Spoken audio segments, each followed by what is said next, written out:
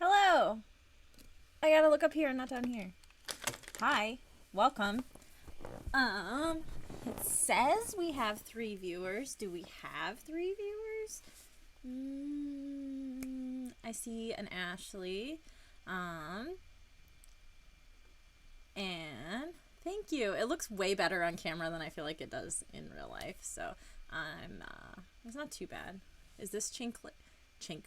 Is this cheek way pinker than the other chink? I can't speak. Oh my god. Don't listen to me. Is one of my cheeks pinker than the other chink? Oh my god. I don't know how to speak today. So we're gonna balance her out. How you guys doing? Having a great day. Great Friday. I went to Holy Scamoly. You dig the bunny, Tim. Why do you say Tim? I mean, Tim is here. It is you and Tim. Which cheek is the one that needs some help? I still feel like there's some crazy stuff going on here. It's not ready.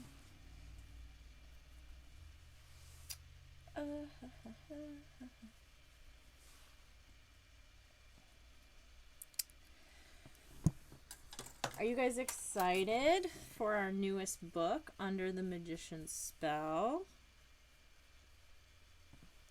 Just fix my makeup here on screen while we're all hanging out.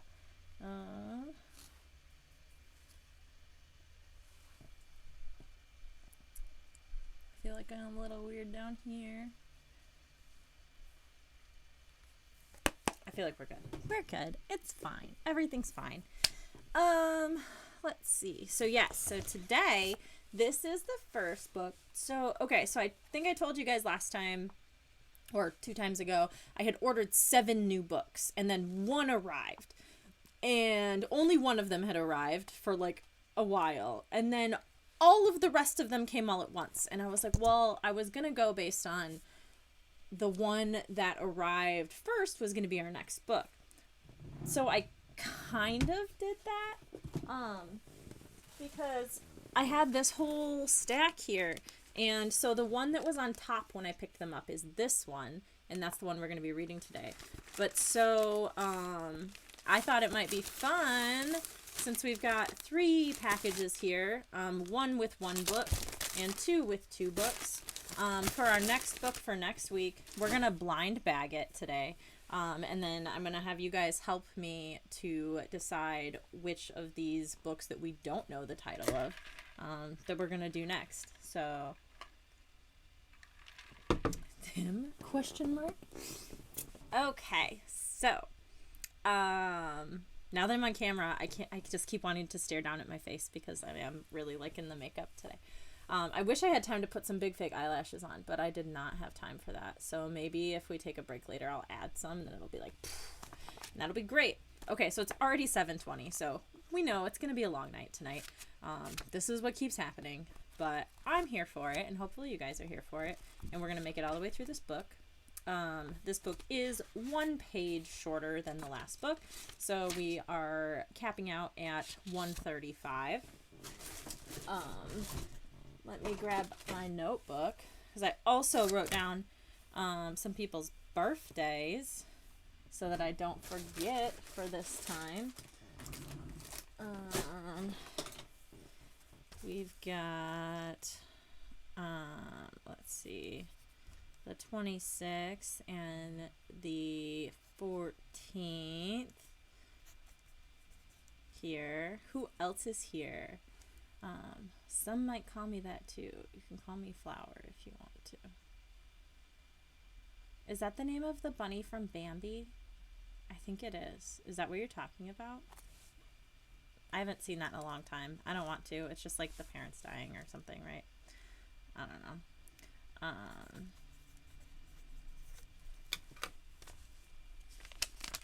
So, okay, we're just going to get started. It's 7:22, and I am late, and I apologize. I use my old iPhone, this old guy here, to run the music, and the reason it's my old iPhone is because the battery is, like, 1% functioning, and it was dead, and that's why it took long to get started, because I didn't have any music. So now that I keep rambling about stuff you don't care about, we're going to get started in the book. Oh, okay, so thing I didn't notice, and I really like right now, I did read the back of the book, but it does say, it's a little chop of horrors. Oh, and like, Little Shop of Horrors is like one of my very favorite movies and musicals of all time. Okay, so brief premise of the book for anyone that isn't familiar yet. You and your little sister and your best friend just found a new magic shop at the mall. The man inside calls himself the Magician. He's pretty creepy. Before you know it, your little sister runs out of the shop with his book of magic spells. If you read one of the spells, you'll find yourself in the magician's workshop. Suddenly, you're part of the magic act. You're forced on stage and about to be sliced into a million pieces. If the 3 bullies from school grab the book, you must find it before the magician makes your sister disappear forever. The choice is ours in this scary Goosebumps adventure that's packed with over 20 super spooky endings. Okay. Oh, you are right. The skunk is named Flower. It wasn't the bunny. The bunny is Thumper. I should have known that. But the skunk is Flower, for sure. Okay, time to go.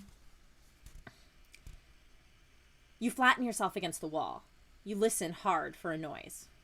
Any noise. Will you be able to make your escape? The only sound you hear is your own raspy breathing. You slowly peer around the corner. All clear. It's now or never, you murmur. You take a deep breath and sprint towards freedom. Bang! The door slams behind you as you fling yourself onto the lawn. Made it, you cheer. But you know there's no time to celebrate. You glance around. So far, so good. You race to the side of the house and come to a dead stop. Turn to page 2. There they are, standing right by your bicycle. Your mother and your little sister, Joni. Hi, sweetie, your mother greets you. Where are you off to in such a hurry? Your stomach sinks to your toes. You were so close to escape. Now you know what's coming. I'm meeting Sid at the mall, you mumble to your mom. Ooh, that sounds like fun, dear. I'm sure Joni would like to go too. Ma, you wail. Joni is such a pain. She gets into everything. I have to watch her every second. Joni will behave, won't you, cutie? Your mother turns to Joni and kisses her cheek. Joni nods sweetly and gives you a big, fake smile. Goodbye fun, you think. Your bratty 9-year-old sister always gets you into trouble. She has to touch everything she sees. Break it or take it seems to be Joni's motto. She's so disgustingly cute, no one will ever seem to get mad at her. Grown-ups love her brown curls and bright blue eyes. Look, Joni wants to hold your hand, your mother gushes. Isn't that cute? Before you puke, turn to page 3. You shake off Joni's hand. Once your mother is out of sight, you know Joni will drop her cutie pie routine. Listen up, Joni, you tell her. I'm in charge, so hurry up and grab your bike. I'm already late. I have to get my diary first, Joni says. That stupid diary. Joni never goes anywhere without it. You two have fun, your mother tells you, and then she follows Joni into the house. Joni, you holler. I'm leaving now. You jump on your bike and pedal as fast as you can. Hopefully, none of your friends will spot you riding to the mall with your little sister. You glance back and see that Joni is pedaling hard to keep up with you. When you reach the mall, you and Joni lock your bikes in the rack. Don't wander off, you instruct Joni. Who, me? She asks super sweetly. Hurry to page 18. You roll your eyes at Joni's sickly sweet act. You rush through the mall to meet your friend Sid. You spot him pacing in front of the Comic Connection. Sid is wearing a blue jacket. It's a little too small for his chubby frame. He runs a hand through his spiky blonde hair. Where were you? He demands as you hurry over to him. My mom made me bring Joni, you explain. Really? Sid raises an eyebrow. Then where is the little princess? Oh no. Did you lose Joni already? Turn to page 7. Joni has already disappeared. Too bad you can't just let her stay lost. You glance around the mall. There she is, you say, pointing across the courtyard. Joni stands frozen in front of a shop window as if she were in a trance. For a moment, you could swear her feet were floating inches off the floor. It can't be, you tell yourself. You blink and look again. No, her feet are still on the ground. The magic shop, you read the store sign aloud. She's going in, Sid warns. Come on, you cry. We've got to get her out of there. That store won't know what hit it. You and Sid follow Joni into the magic shop. It takes a few seconds for your eyes to adjust to the dim light. Sid gives a little gasp beside you. Wow, you murmur. The shop is filled from floor to ceiling with magic tricks. Of course, Joni is touching every single one. You shake your head as you watch her fiddling with miniature guillotine. And then she sticks her finger into the place under the tiny blade. Joni, don't, you shout. Before you can stop her, she pulls the string. And the blade drops right through her finger. Rush over to page 114. Joni, don't move! You race to her side. Your mom will be furious if you allow Joni to chop off her finger. You force yourself to look down at your sister's hand. You hope you'll be able to stand the sight of all that blood.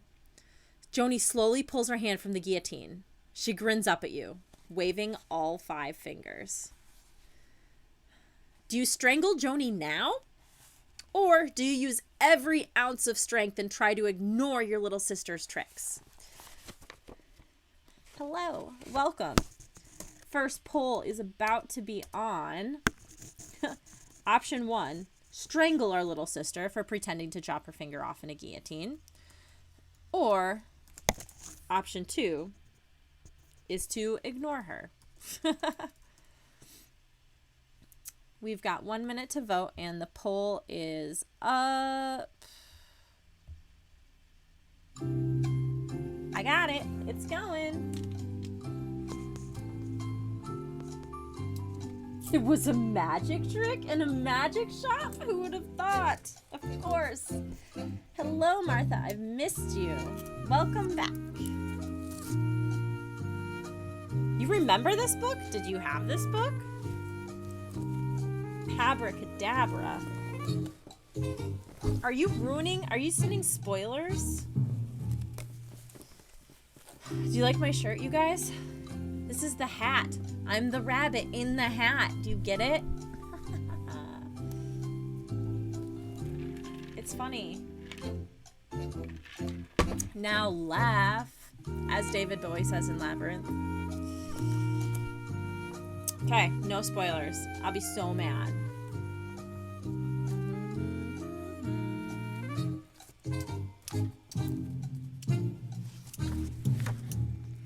Okay, we have chosen, 83% of you have chosen to strangle our little sister now. So we are going to page 25. Come on, you know better than that. If you touch a hair on Joni's head, you will be grounded for the rest of your life, and you won't be able to finish the rest of the adventure. So take a deep breath, count to 10, and be nice to your little sister.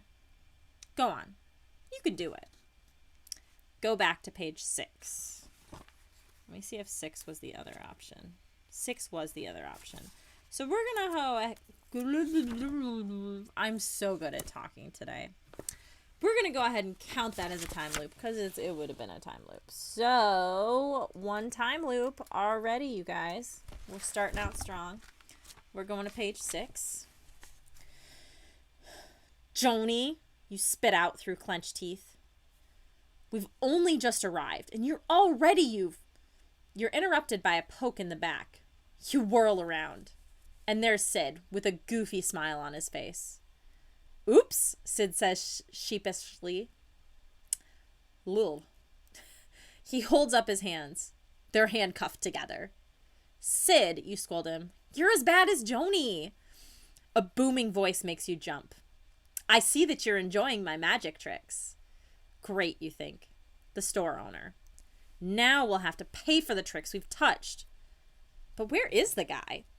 You glance around the shop, and you don't see anyone. You smell something, though. Something musty and rotten. Welcome to the magic shop, the voice says. A tall, thin man with a skinny mustache steps out of the shadows. He's dressed in all black. His black cape swirls around him as if there was a strong wind blowing. Except, you remind yourself, we're indoors. How can I hold this and not block my face? I am the magician, the tall man declares. Turn to page 125.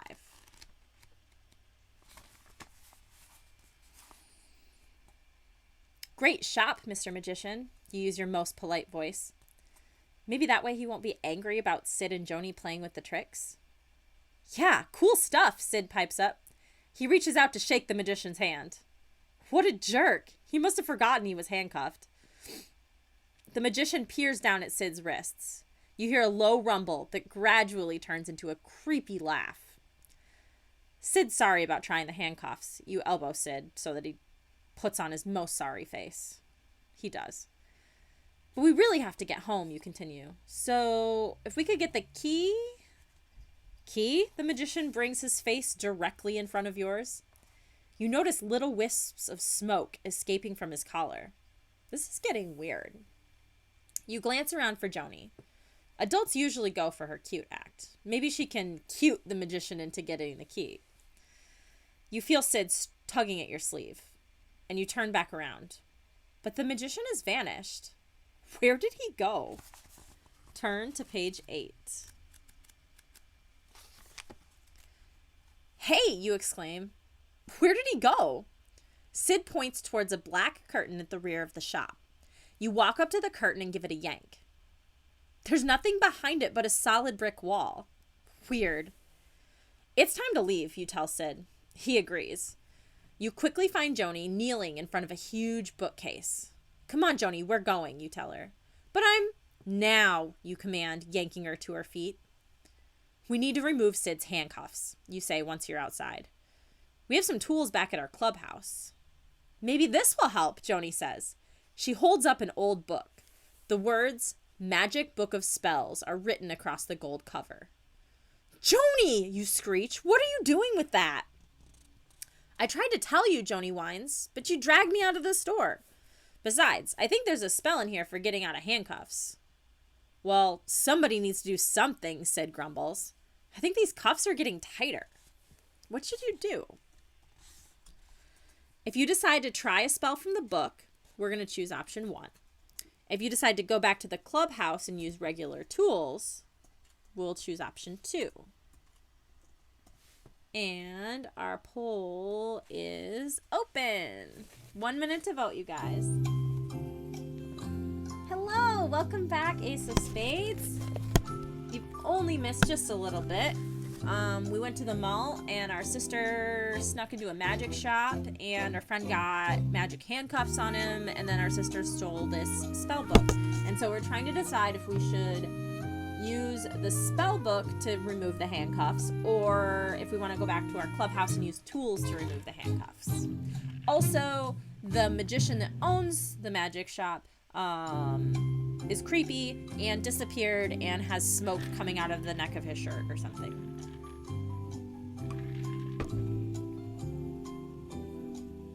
Ooh, I feel like I have hairs or something. Maybe I'm turning into a real rabbit. Also, check out this beautiful cup that my friend Tree gave me. It's so pretty.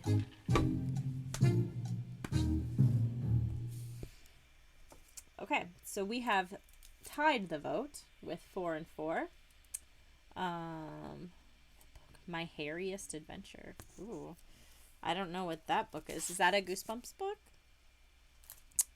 I'm not as familiar with all of the original ones. I have like a few that I know really well, but there's probably like a ton that I'm unaware of. Okay, so we tied for spells and tools. So I'm gonna tie break it and choose the tools option because I feel like that's gonna be something more boring that's likely to end quicker, and then from there we can get into the exciting magical journey of this book. So we are going to page 47. Let's go to the clubhouse, you say. We must have something that'll work. You leave your bike at the mall. Sid can't ride with his hands locked together. Luckily, your clubhouse is only a few blocks away. You made it last summer out of the tool shed behind Sid's house. Also, I'm like, if you're a kid that like rides your bike around town, I'm pretty sure you could ride a bike holding on to just one of the handles. So that seems silly, but whatever. It's not my book. I didn't write it. We'll ask R.L. Stine about it. Okay. The three of you sneak into the tool shed. Sid is handcuffed. Joni's hiding a stolen magic book in her backpack. You figure you're better off without any grown-ups around. Okay, you say. Let's get to work getting Sid free. On second thought, you tease, maybe we should keep him prisoner a little while longer. We can play cops and robbers, Joni suggests. We already know who the robber is. That won't be any fun, you joke. He's already caught. Come on, you guys, quit kidding around, Sid whines. These handcuffs are getting tighter, really. You glance down at Sid's wrist.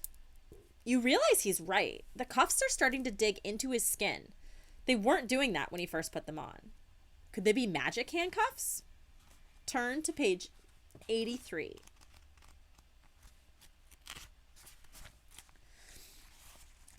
If those handcuffs have a spell on them, you'd better pry them off quickly. Who knows what could happen? You gather up some tools and get to work. You insert needle nose pliers into the links of the handcuffs, and you squeeze the handles as hard as you can. They don't budge. How about if we smash the lock, Joni says. She hands you a hammer. Sid eyes it nervously. Careful with that, he cautions. Just don't move, you instruct. Pull your hands as far apart as you can. Sid does what you tell him. You see a bead of sweat trickle down Sid's forehead. Then he closes his eyes. You take aim, and bring the hammer down as hard as you can. Smash! Did it work? Find out on page 115. Oh well, Joni sighs. I thought it was a good idea. The handcuffs are still on Sid's wrists. Sid stands up to search for other tools. And the handcuffs snap free. Do you believe it, he says, holding out his arms. The cuffs must open automatically if you fall. Fall? I'm confused. Did I read that out loud and not read it in my brain? He trips over a box and falls to the floor. I missed that part. They must come open automatically if you fall, you reply. Let's get back to the mall so we can return the handcuffs and the book. And get our bikes, Joni adds. You, Sid, and Joni hurry back to the mall. You're just about to enter through the main doors when you hear a voice behind you. Well, look who's here. The Nerd Patrol. It's Larry Green. Larry Green is the school bully. This year, he's chosen you as his latest victim. Go away, Larry, you say. You try to sound cool. We don't want any trouble. Buddy and DJ, Larry's only two friends, step out from behind some parked cars. We're collecting for charity, Larry tells you. Yeah, DJ sneers. Each of you give us a donation. Only if you can spell donation, you joke. This makes DJ mad. He grabs Joni's backpack. Oh no, the magic book is in there. Turn to page 59. Oops, DJ says, dumping Joni's stuff out of the backpack. The magic book falls to the ground. You'd better put everything back, Joni yells. Sure, Buddy replies sarcastically, and then he grabs one of her notebooks and boots it to the air like a football. DJ spots the gold-covered magic book on the ground, and he leans down and picks it up. Give that back, you yell. You try to snatch the book out of DJ's hand. Want it? DJ taunts. Catch. He throws the book to Larry. The book sails over your head. What's this? Larry asks as he catches it. Larry may be the dumbest person in school, but even Larry can tell this book is special. I'll just take this book with me, Larry says. If you want it back, it'll cost you $50. DJ and Buddy start laughing. Without thinking, you run at Larry. You slam into him. The impact knocks you both to the ground. The book flies out of Larry's hand and onto the pavement. You grab for it, stretching out your fingers as far as they can reach. You got it. And then DJ's big foot comes down on your hand. Ouch! Turn to page 48. Hey, what's going on over there? It's the voice of Mr. Poole, the owner of the nearby yogurt store. DJ lifts his foot off of your hand. You're dead, Larry grumbles, picking himself up. We're out of here, he tells DJ and Buddy. Bring the book. DJ yanks the book from your hand. Several pages of the book tear out. You watch them flutter to the ground. The three bullies strut away with the magic book. Let them have the stupid book, Sid says. Are you all right? Mr. Poole calls. Fine, thanks. You stand up and wave at him, and Mr. Poole goes back into the store. You gather up the 4 pages that are scattered on the ground in front of you. What do you think this? You stop speaking and quickly read through the first paragraph silently. Oh no, this is terrible. You gaze over at Joni and swallow hard. What's wrong? Joni cries. You look like you're going to be sick. Turn to page 130. You have no choice. You have to tell her. It's not good, you warn Joni. Your voice trembles as you read the terrible words aloud. The person who takes this book will have 1 hour to return it or disappear from this world completely. The three of you stare at each other in silence. I'm going to disappear? Joni asks finally. Don't worry, you tell Joni. You're not going to disappear. It's just a stupid prank. Joni runs her hand nervously through her hair. You watch her eyes widen in terror. She lets out a piercing shriek. It's true, she cries. I am going to disappear. She holds her hand in front of your face. Her fingertips are gone. We'll get the book back, Joni, you promise. We just need a plan. You figure you have 2 options. You could try to raise the $50 and buy the book from Larry. Or you could follow Larry and try to steal the book back. What should you do? If you want to steal the book, we're going to choose option 1. If you want to buy it, we're going to choose option 2. And the poll is open. 1 minute to vote, you guys. Option 1 is to steal the book back, or option 2 to raise $50 to buy it back.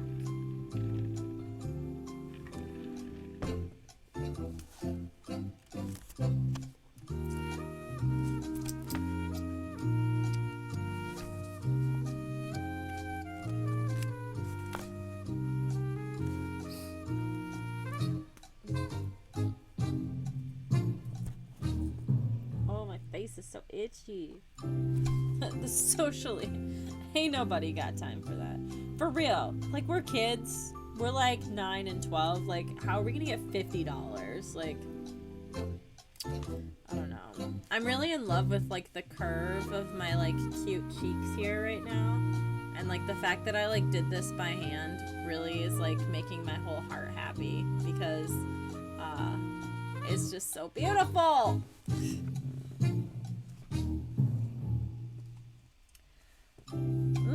Okay. I love that you said the socially acceptable thing to do is steal it. We had a unanimous vote. All 7 of you decided to steal the book. So I guess that's what we're doing.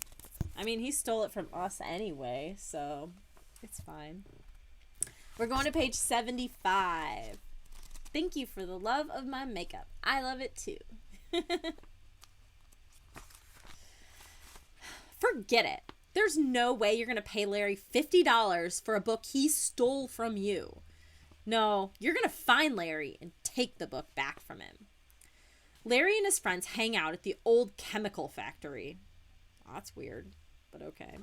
Is this the secret life of Alex Mack? I don't know. We'll go over there, sneak in, and steal the book back. Great plan, Sid cheers. You can tell he's trying to make Joni feel better. What are we waiting for? Let's move. The 3 of you bike to the edge of town. When you reach the old brick building, you see that most of the windows are boarded up. A battered sign is nailed to the front door. It reads, "Do not enter." How are we going to get in? Sid whispers. Let's circle back around, you say. You follow Sid and Joni around the battered building. The brick walls are cracked and crumbling in places. An old metal fire escape covers one side of the factory, and a murky canal runs behind it. The whole building gives you the creeps. Your parents always told you to stay away from this place. You even heard it was haunted. Turn to page 54. When you round the back corner of the factory, you spot an old wooden door. But before you can test it, you hear music. Rap music from a boombox. It's them, you whisper. Quick, let's hide. The 3 of you duck behind a pile of old tires. Just in time. Larry, DJ, and Buddy stroll around the corner of the broken down building. DJ takes a long swig from a soda can, and then he crushes the can and pitches it into an old rusty dumpster near the canal. A big gray rat pokes his head over the top of the dumpster and then leaps out. The enormous rodent is followed by another, and then another, and another, and another. Gross. You hold your breath and keep from screaming, but Larry and his friends laugh. Figures, they're rats themselves. Let's go, Larry orders. You watch DJ toss something gold towards the dumpster, and then go inside the old door. Once the creeps are inside the factory, you sneak out from behind the tires. I think DJ threw the magic book in the dumpster, Joni says. No, he didn't, Sid says. They took the book inside with them. Let's follow them. If you want to search the dumpster for the book, we'll choose option 1. Or if you want to sneak into the old building, then we will choose option 2. Dumpster or building. And the poll is on. Let's do this.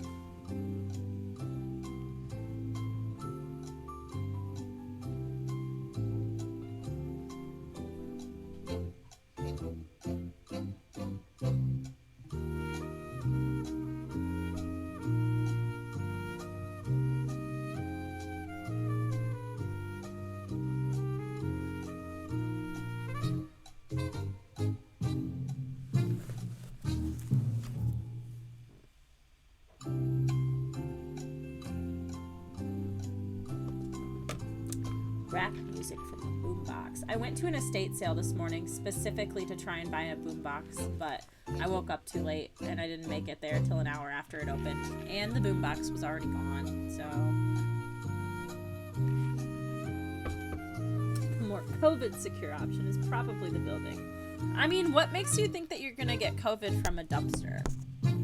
I would honestly be more scared to get it from the people that are inside the building with us. 67% of you have chosen to go with the dumpster option on page 120.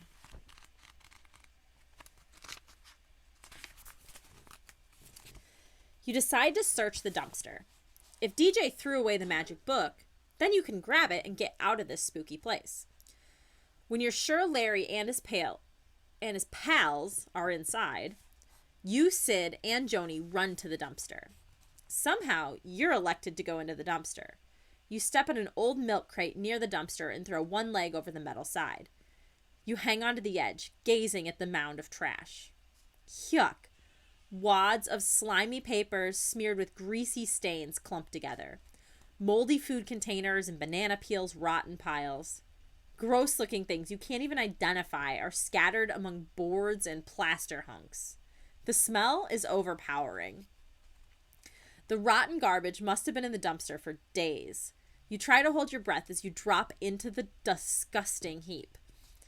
Do you see the magic book? Sid yells from outside the dumpster. Not yet, you reply. Wait a minute. You kick away some junk. I think I see something with a gold cover. You dig through the trash.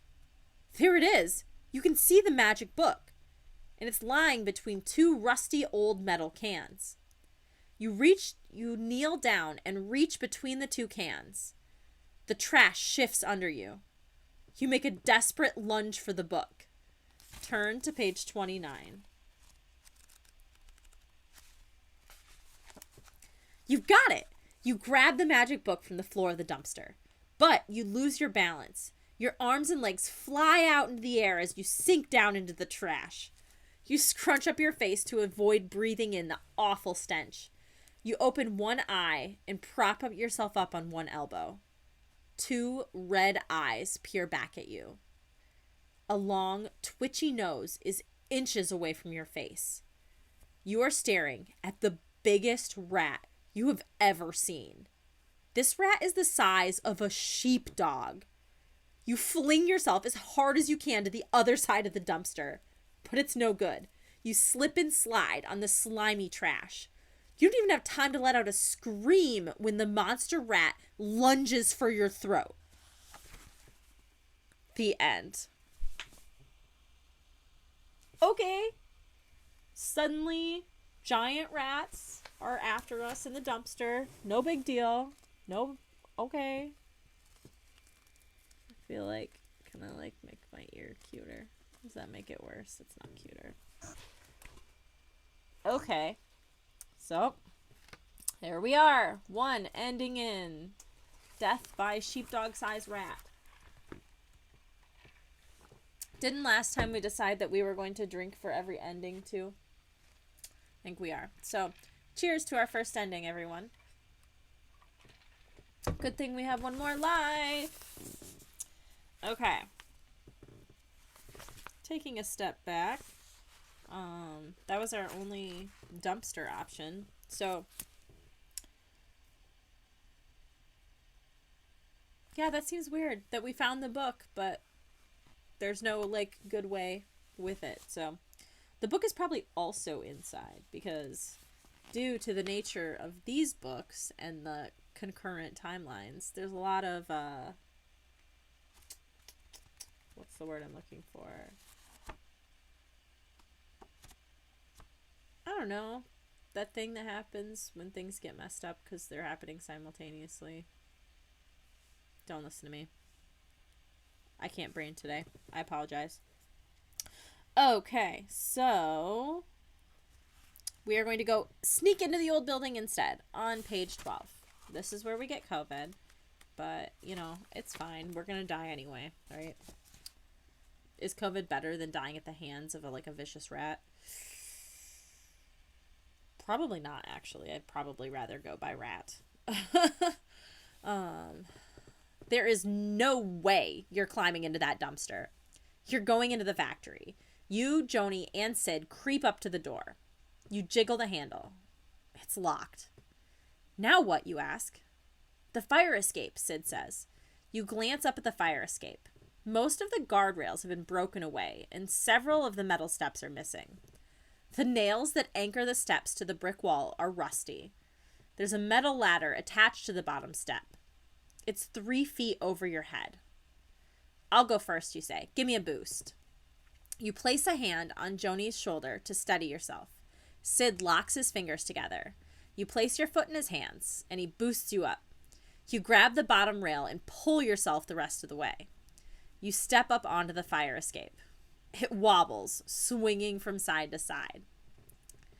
You find the release mechanism for the ladder, and it drops down. It makes a terrible groaning sound, but it still works. Sid and Joni carefully climb up behind you.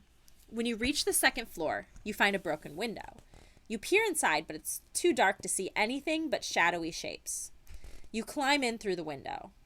2 shiny yellow eyes greet you. Turn to page 118.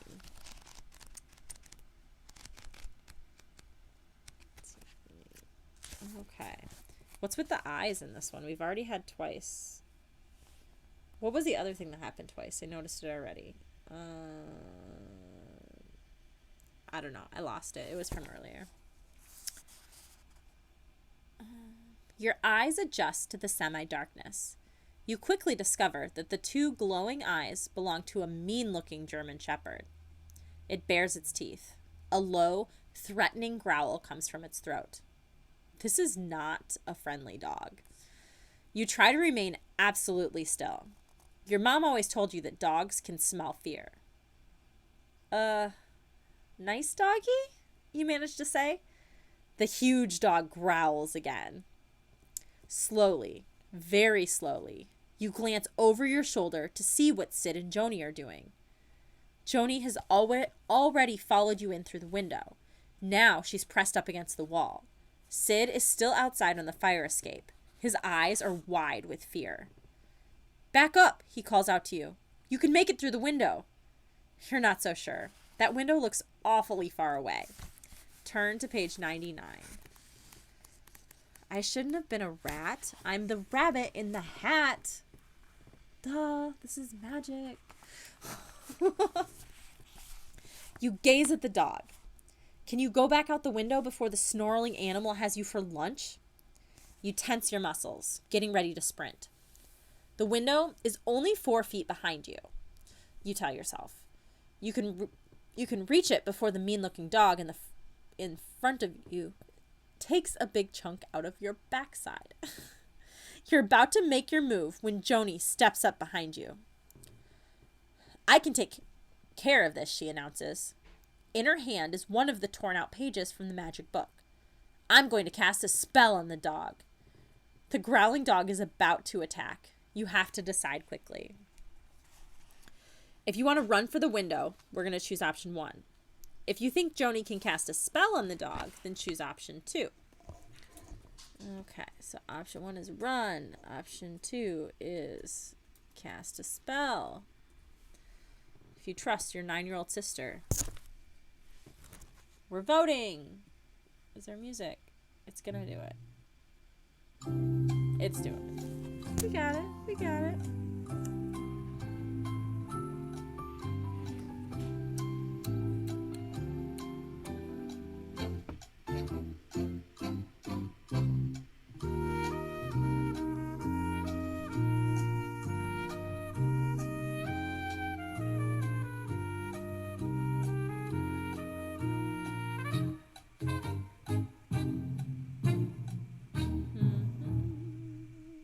We probably still have about 20 seconds left to vote. Option 1 is to run for the window. Option 2 is to let our 9-year-old sister cast a spell on the dog.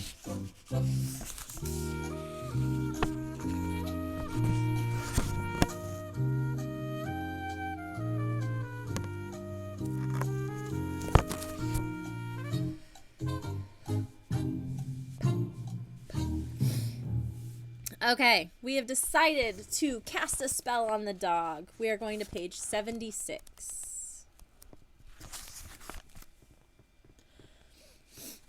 Go ahead, you tell Joni. Use a magic spell on the dog. Put it better work, you add. This dog is about to attack.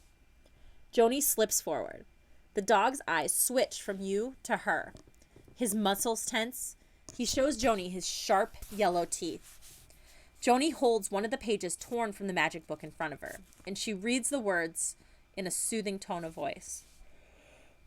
Oh my gosh, I'm dying today, apparently. I cannot live. Sorry. You watch in amazement. The dog's growls turn into little whimpers. His whole body relaxes. He lies down and rolls over. And then he sits up and holds out a paw for Joni to shake. Joni starts to cross over towards the dog. You stop her. It's a trick, you say. Of course it's a trick, she says. Sid is climbing into the room. She's reading a magic spell. I mean, you explain, I don't believe that a few stupid words can turn a vicious dog into a pussycat. Turn to page 117. The dog looks friendly now, you warn. But a minute ago, he was ready to take a chomp out of me. I think the spell worked, Sid says. Me too, Joni agrees. You notice the dog eyeing you. Maybe you should read that spell again, you tell Joni. And Sid and I will find out if the dog is really our friend. Good idea, Sid says. You and Sid slowly approach the dog. You place yourselves on either side of him. Nice doggy, you say. Joni reads the magic spell over again. You reach out to pat the German Shepherd. You feel the strangest sensation. It's as if you're shrinking inside your skin. Your body begins to shake, and you fall to the floor. You roll over a few times, and then sit back on your heels. Oh no, no, no, no! You look over at Sid. The same thing happened to him. What spell did Joni read? Joni stands over you. Her eyes are wide with shock. The paper in her hand falls to the ground, and you read the first line. Spell to turn one into a playful dog. The end. Oh, no. We're dogs. Ending number 2.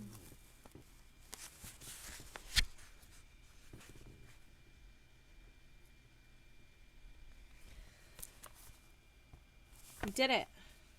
We are dogs. Okay.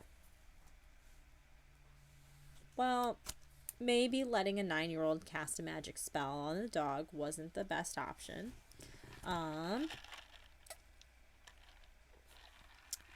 Drink for ending number 2. Thank you. And we're going to instead run for the window. We're going to page 116. Joni has taken you completely by surprise with her goofy idea. Are you crazy? You snap. Our only chance is to run for the window. Before she can argue with you, you grab Joni's sweater and shove her ahead of you. You race to the broken window, pushing her hard. Joni jumps out onto the fire escape. You're so close. You stretch your arm forward. Your fingers grab the sill. You have 1 foot over the edge. Bam! The weight of the dog hits you. His powerful jaws clamp shut around your right leg. The dog yanks hard, dragging you backwards into the room. Your fingernails scratch on the dusty floor as you desperately try to resist the pull of the dog. But it's useless. There's nothing to hold on to, nothing to grab. You twist and turn, hoping to wrench your leg free. This seems to make the dog angry. It snarls through clenched teeth, clamping down even harder on your leg. Turn to page 94. The dog's toothy hold has strengthened, but strangely, it doesn't hurt. This is one weird dog, you think. You take a closer look at the German Shepherd, and you kick your leg again. That's when the dog stops. Just stops.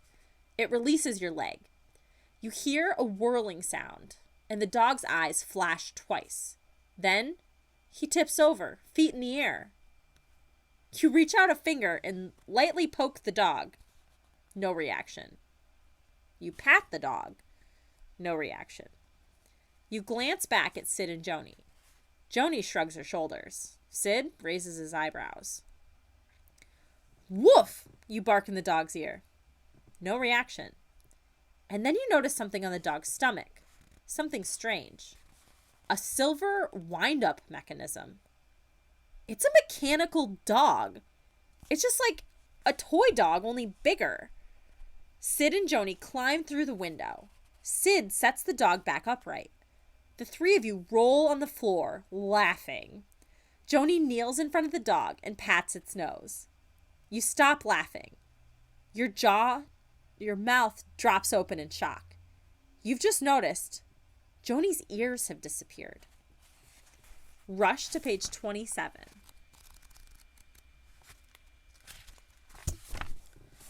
The curse of the magic book must be working. Joni is disappearing. You don't want to scare her, so you don't say anything about her missing ears. But you better get that book back. Fast. Okay, back to the plan, you say. Let's track down those jerks and find out what they've done with the magic book. Shh, Joni hisses. I hear something.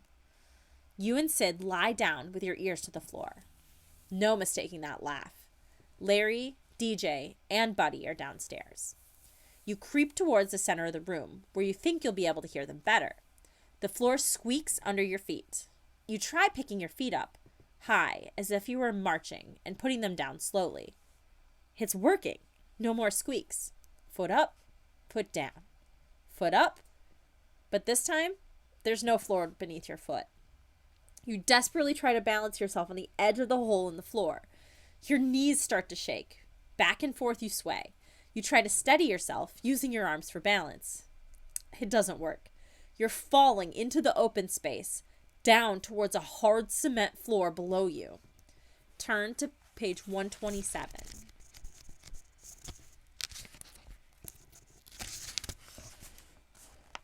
With a sharp jolt, you stop falling. Your foot is caught or tangled in something. You're upside down, hanging by one foot. When your head stops spinning, you peer up at what saved your life. It's a rope ladder that someone must have hung from the hole in the floor. You're suspended from the ceiling, hanging halfway into the room below. Are you okay? Sid whispers above you. I'm fine, you mutter back. But your foot is starting to hurt, and hanging upside down is making you dizzy. It won't be long before Larry, DJ, and Buddy spot you. Quick, climb back up, Sid says. But the book is down there, you think, and I'm already halfway down. You don't have much time to decide. Just take the easier route. But is it easier to go up a rope ladder or to go down one? If you think it'll be easier to go back up, choose option 1. If you think it'll be easier to go down, choose option 2.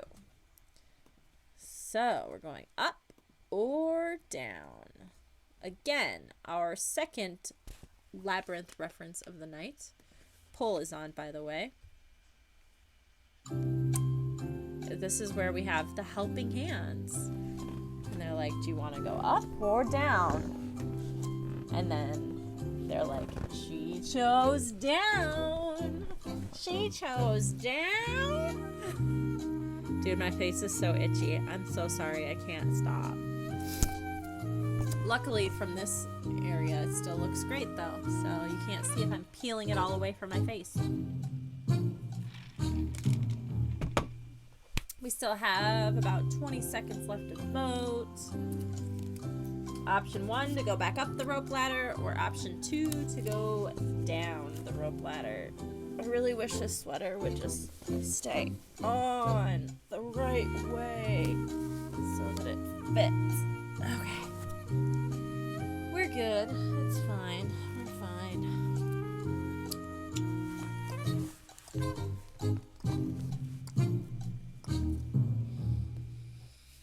Okay, we have chosen to go back up the rope ladder on page 93.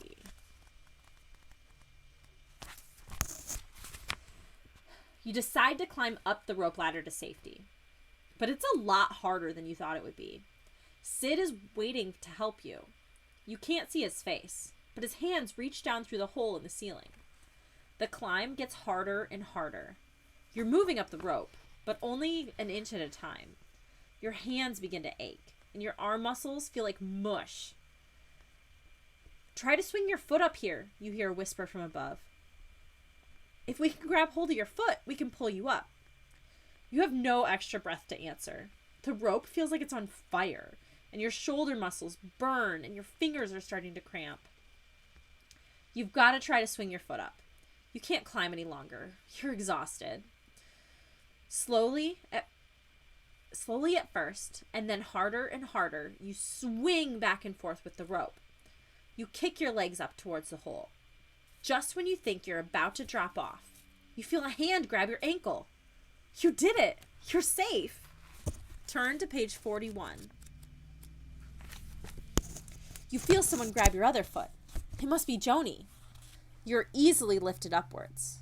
Now that you think about it, you're being pulled through the hole in the ceiling awfully fast. Too fast. You have a terrible feeling that it isn't Joni or Sid holding onto your ankle. You're pulled through the opening in the ceiling onto the solid, hard floor. You lie there, eyes shut, too tired and too frightened to move. But you can't put it off any longer. You have to find out if it's Sid and Joni. You open your eyes. Nobody's there. You untangle the rope ladder from around your feet, and then you hear a faint shuffling sound behind you. You glance back. 3 kids walk towards you.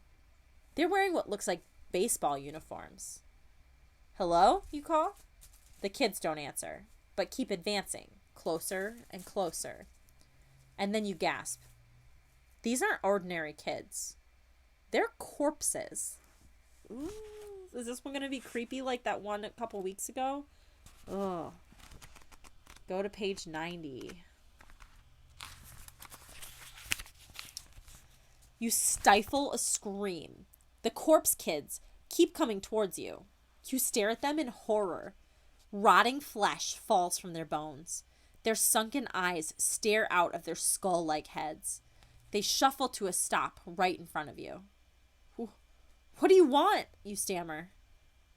You, one of the corpses answers. You back up a little. Your eyes dart around, searching for a quick exit. Wait a minute, somebody says. It's Sid. Sid, you shout. Where are you? Is Joni all right? Stop yelling, Joni says. We're right here. Joni and Sid step out from behind the 3 corpses. They ask us to play their baseball team, Sid explains. They need 3 more players. We joined the team, Joni adds. They're even going to let me play first base. You can't believe what you're hearing. This is awful. Sid, you cry. I trusted you. How could you let this happen? Sid hangs his head, embarrassed. He knows what you're about to say. I always play first base. The end. That was a weird ending. I'm not here for it. I don't like that one. I like when I like scrunch my face like this. I feel like the shapes that I put here and my eyebrows are like perfect right now for like the scrunched look. Okay. 3 endings. This is like the opposite of last time where it took like 100 years to get to the endings. Okay. Going back. We will find out what happens if we go down the ladder instead of up the ladder on page 20. You decide it's easier to climb down the rope ladder. You untangle yourself and start down. When you slide to the bottom, you motion to Sid and Joni to follow you. Your feet hits the ground. You quickly duck behind some boxes. You can hear Larry, DJ, and Buddy joking up ahead. Luckily, there are piles of cardboard boxes stacked around the warehouse, so the bullies haven't noticed you. Yet. You, Sid, and Joni tiptoe behind the stacked boxes. You peer around the side. DJ and Buddy are sprawled a few feet ahead of you. They're laughing and punching each other in the arms. Larry has the magic book in his hands, and his lips appear to be moving. That's when you realize what's going on. Larry is reading one of the magic spells, you tell Sid and Joni. Turn to page 42. We drink to page 42 because it's the answer to life, the universe, and everything. You watch Larry, DJ, and Buddy. You can't hear what Larry's reading from the book, but something must be funny. Everyone is laughing. That's when you notice the rabbits. Rabbits suddenly seem to be everywhere. They're hopping out from behind a stack of cartons on the other side of the room. One little white rabbit hops right up onto the book in Larry's hands. Larry yelps and jumps up, dropping the book. You have to cover your mouth to keep from laughing out loud. Larry the bully is afraid of a cute little bunny. Larry's not laughing anymore. He scans the room. "Get those furry monsters," he shouts. DJ and Buddy jump up and begin chasing the rabbits. "They're headed right your way." "We've got to find a place to hide," Sid hisses. But Larry dropped the magic book. You spot it on the floor right where he left it, unguarded.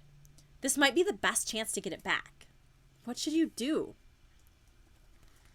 If you want to hide in the boxes, we'll choose option 1. If you want to make a run for the book, then we'll choose option 2. Hide or get the book.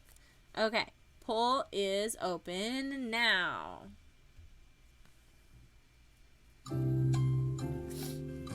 We got 1 minute to vote. Itchy. I'm just gonna keep scratching forever. I wish I could like wiggle my nose, because I feel like that's like a very bunny thing to do, right? I don't know how to do it. I just keep moving my face and not the nose part. I just need to put like a piece of tape on my nose to do it.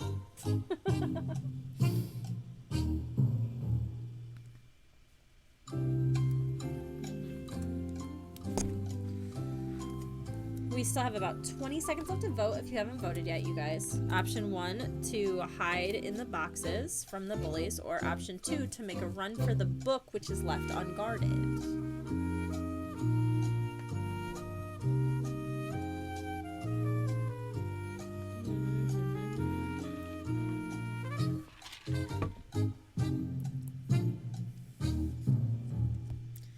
Okay. Why'd you say shoot? Everyone agreed. 100% of you said to get the book. So we are going to go to page 52. I mean, after all, that's why we're here, right? We have to grab the book now, you urge, while Larry and his friends are chasing the rabbits. Larry, DJ, and Buddy race around the left side of the stack of boxes. You, Joni, and Sid sneak around the right side. You grab the book off the floor and run. When you reach the door, you glance back. Larry and his friends still don't notice you. They're too busy trying to catch all the rabbits. "Hurry up," you whisper to Sid. "Open the stupid door." "I'm trying," he says. "It's stuck or something." You, Sid, and Joni push all your weight against the door. Going somewhere? A voice behind you says. You stop shoving the door and turn to face Larry, Buddy, and DJ. Oh. Turn to face Larry. Buddy and DJ stand right behind him. DJ and Buddy snicker. You're trapped between the bullies and the door that won't open. Turn to page 102.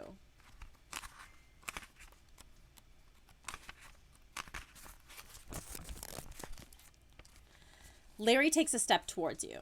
You wait until he sticks his mean face right up to yours, and then you kick him in the shins. It takes him totally by surprise. Larry yelps with pain, and he hops around on one foot. He looks really silly. Sid and Joni start laughing. This makes you feel good.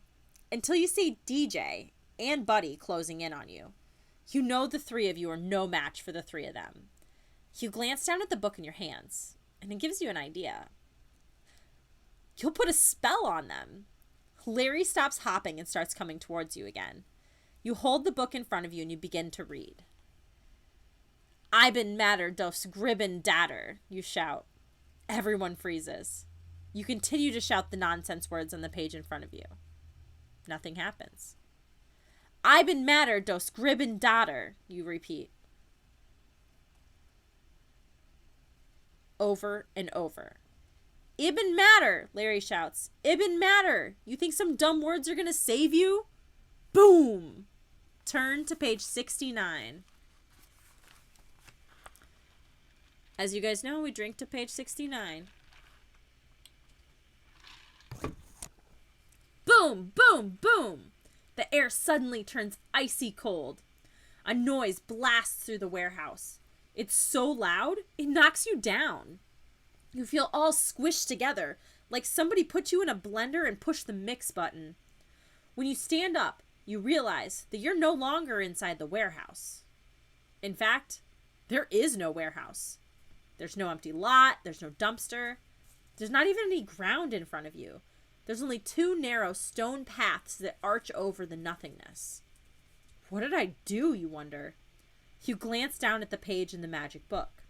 You read the title of the spell. The spell for two paths, one to safety, one to doom. You explain what happened to Sid and Joni. You don't see Larry and his buddies anywhere. So which path do we take, Sid says. Which is the path to safety? I don't know, you answer.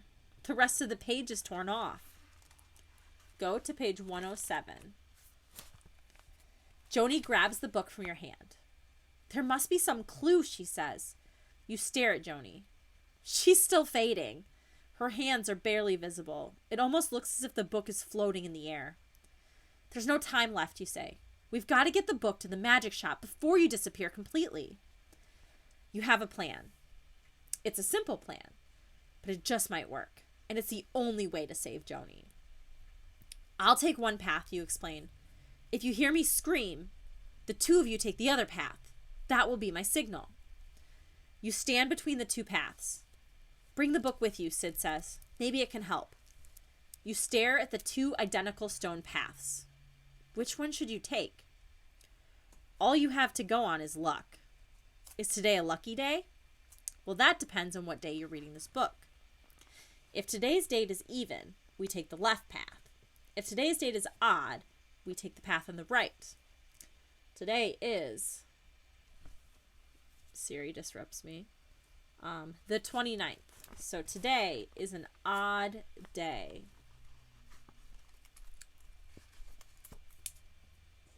I need a new tab because that one was not functional. So the date is odd. We are going to take the path on the right and turn to page 129.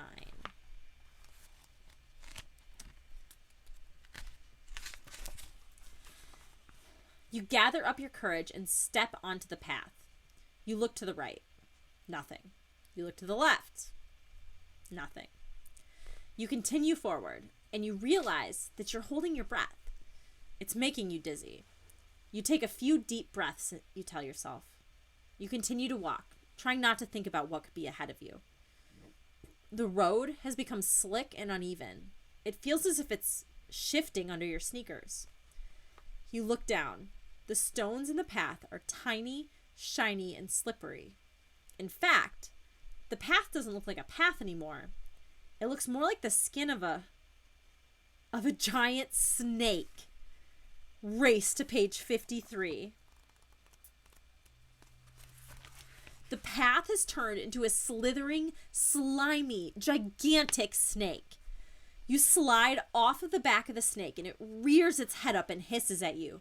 Its enormous tongue flicks at you. You stumble out of its reach.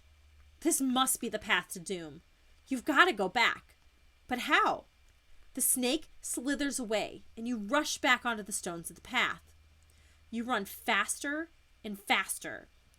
But you're confused. You've lost your sense of direction.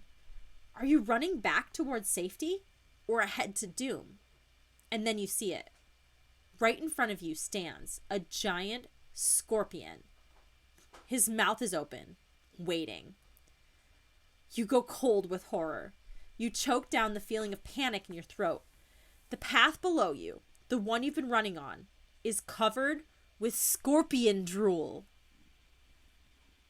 I feel like scorpions probably don't drool, but I'm not a scorpion expert. I don't know. We're just turning into page 121, man. The giant scorpion whips his tail back and forth. You know even a regular-sized scorpion has a deadly sting. Are you going to eat me? You stammer. Your voice shakes with terror. Yes, I am, shouts the scorpion, laughing towards you. Your legs turn to rubber. You didn't think he would really answer you. The scorpion talks. Just kidding, he growls. I'm going to save you. Where's that cute sister of yours and the chubby boy? I thought there were 3 coming. You mean this is the right path? You managed to ask. It's hard to believe that this is the path to safety. Giant snakes and huge talking scorpions don't make you feel very cozy. Yes, indeedy, the scorpion growls. You are on the scorpion safety way. Had you fooled, didn't I? Yes, you say? I thought for sure I was a scorpion snack. Everybody does, the scorpion snickers. That's why they all scream. Scream? Did I scream, you wonder? Turn to page 79.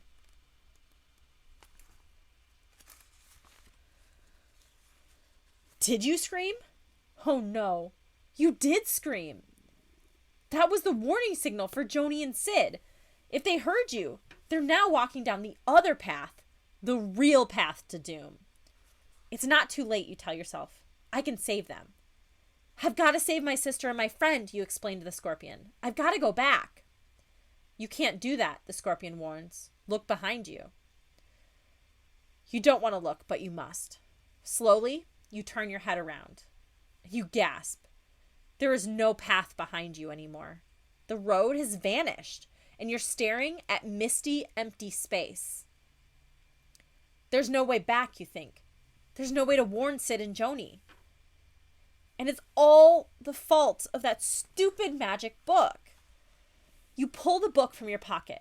You rip off the covers and yank out the pages. You tear each page to shreds and throw it on the ground. And then something weird happens. Even weirder than everything else that has happened today. Green smoke rises up from the torn pages. You watch with fascination. Thin wisps of smoke spiral upwards as each piece of paper bursts into flames. The green smoke forms itself into a shape. What is it? What is happening? Hurry to page 133 if you dare.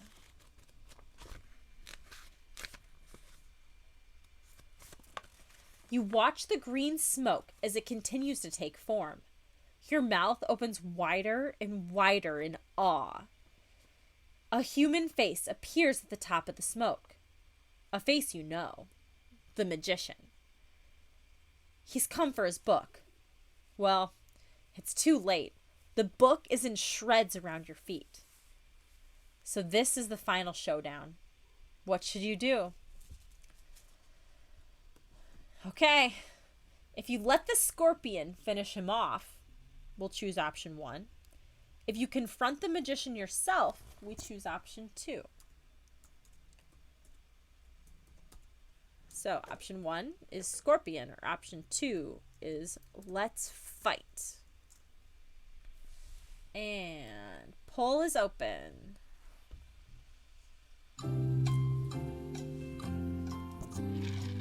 There's a snake in my boot.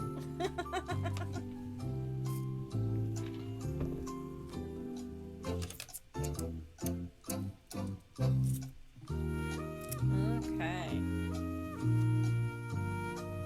Do we think the scorpion would even do that? What if the scorpion, like, works for the magician?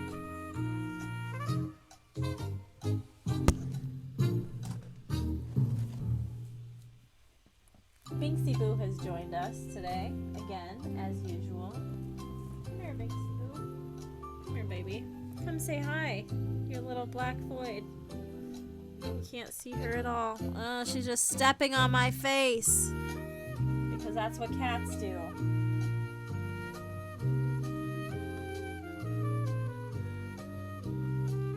Scorpions forever, because everyone that I know ever that I hang out with is a Scorpio. Binksy Boo, are you a Scorpio too? I don't think she is. I think Binks' birthday, well, I think Binks is a Virgo or a Leo. She's got to be a Leo. She's the boss, so it makes sense. Okay, we have tied.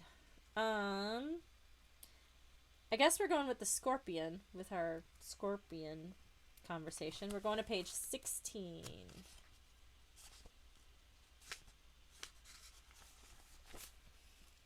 You decide to let the scorpion finish off the magician. No, come back with that. Ugh, she's stealing my bookmarks, you guys. Ew, that one's all slobbery now. You decide to let the scorpion finish off the magician.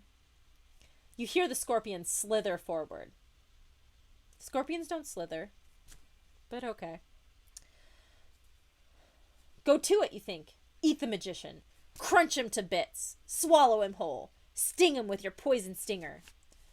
The scorpion slides past you, right up to the magician. You're gonna enjoy this. Hey, pal, the scorpion greets the magician. Any minute now, you think. Ah, my old friend, the magician answers. How are you? This isn't going the way you imagined it. So what are we going to do with this pesky kid? The scorpion asked the magician. Wait, you cry out. I thought you were going to save me. This is the scorpion's safety way. Sorry, the scorpion tells you, but I'm off duty. The end. I feel like they could have made that a little more exciting, but okay. That was ending 4. 4 endings. Ace of Spades. I love your little, like, 1-up death signal. I love it. Thank you. Okay. Next up. Okay, since the scorpion is friends with the magician, I guess we're gonna go the other way and confront the magician ourselves. And then also, I forgot, like, you're here all the time, Ace of Spades, and like I know you're from the UK, and but I forget until just now that you keep saying cheers. And people do say that here, but they really say it there, and it's really adorable, and I really love that people say that, like, as much as they do from the UK. And so this is the first time I've realized, put that connection together, and so it's super cute, and I love it so much. So that's all I have to say. We're going to confront the magician ourselves and turn to page 68.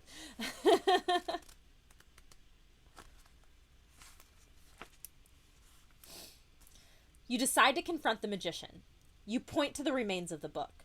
The magician stares down at the torn pages and lets out a deafening scream. His head spins completely around and sparks fly off his body. You are frozen in terror. He moves towards you, staggering, lurching forward. His stiff hands reach out for yours. Thank you, thank you, thank you, he says, shaking your hand. By tearing up the magic book of spells, you've released me from an evil curse. I did? You say? Yes, you did, the magician continues. Now, I will do something for you. What do you want? I want to go home, you tell the magician, with Sid and Joni. And then you think of something else. You whisper your request to the magician's ear. No problem, the magician assures you. He taps his magic wand. A flash of green light almost blinds you. You blink a few times to clear your vision. You're home. Sid and Joni wave at you from the front lawn. And then Larry, DJ, and Buddy hurry down the street. We were so worried about you, Larry says. You know you're our 3 favorite people in the whole world. The end. So we didn't choose revenge on the bullies. We chose for them to be our best friends.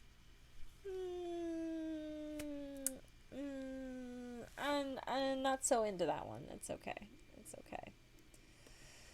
5 endings. You guys, I just still love my makeup so much. I'm just going to keep staring at my face forever. It's so cute. Yeah, I'd rather they get eaten. Exactly! I would have wished for revenge on my enemy as opposed to being like, they're my new BFFs. Like, I've got BFFs. Thank you very much. I don't need bullies.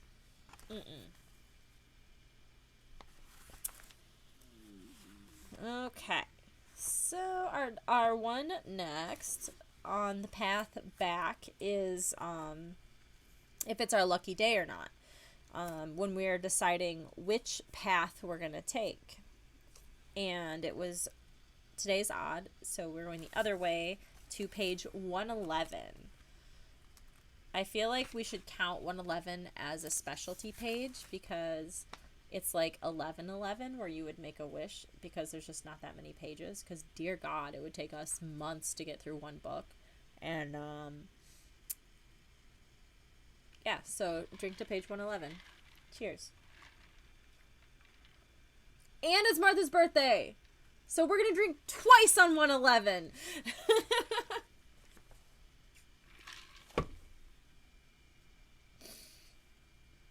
So totally drink. We totally drink that day.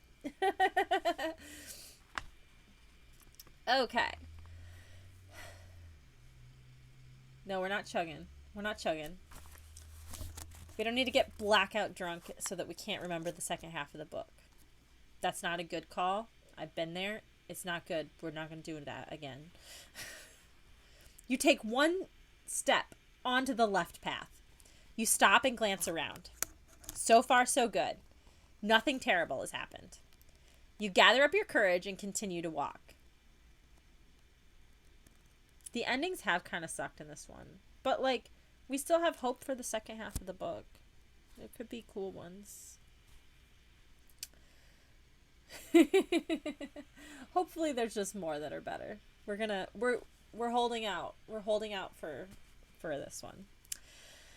You gather up your courage and continue to walk, but slowly, very slowly. Wait. I just realized that, like you said, the endings kind of sucked. We haven't had any, like, really great puns in this one. Like, what is this book? This is number 7 in the series, but, like, normally we've had some, like, really great pun endings, and I feel like these ones have not been good, so I'm kind of sad about that. Okay. Ghostwriters.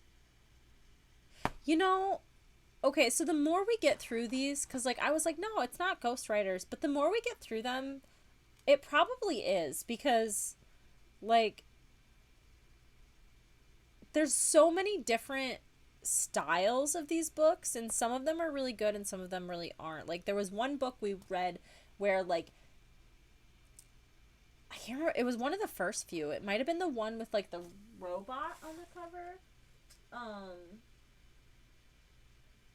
That it was like every option, it was like we, you know, like every option, it was just pitch black and you couldn't see anything that was happening, and it just kept happening over and over again. Everything was pitch black. What are you gonna do? And I was like, well, this is boring. It just keeps being the same thing. Or the ones where like it's like we're not making the choices, but we're like the last one, we're like, do we trust this person or do we trust this person? Do we trust this person or do we trust this person? There's definitely like different themes and different feel to the book. So I kind of want to do some research. Does somebody do some research while reading this book? If we can find out if R.L. Stine has ghostwriters for his books. Okay, we're getting back into the book. You gather your courage up and continue to walk, but slowly, very slowly. Your hands are clenched into tight fists. You scan ahead, looking for signs of trouble. You see someone. She stands on the path in front of you. She's wearing a silky white dress. She's waving her hand at you. She's trying to tell you something, but you can't quite hear her. You hurry towards her. "This is the wrong path," she says sweetly. "The wrong path?" Her words echo in your ears. You try not to panic.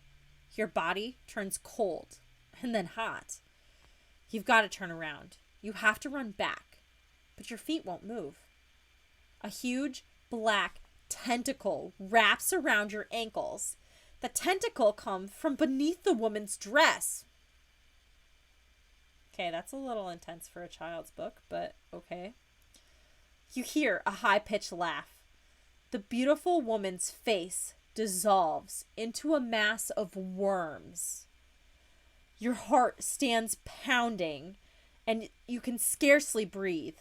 Tentacles snap forward and wrap around your chest, and they start to squeeze and squeeze. Turn to page 13. You guys, this isn't what we signed up for today. This is a surprise. You feel lightheaded. You're about to faint. There's something you should do, but you can't think. What is it?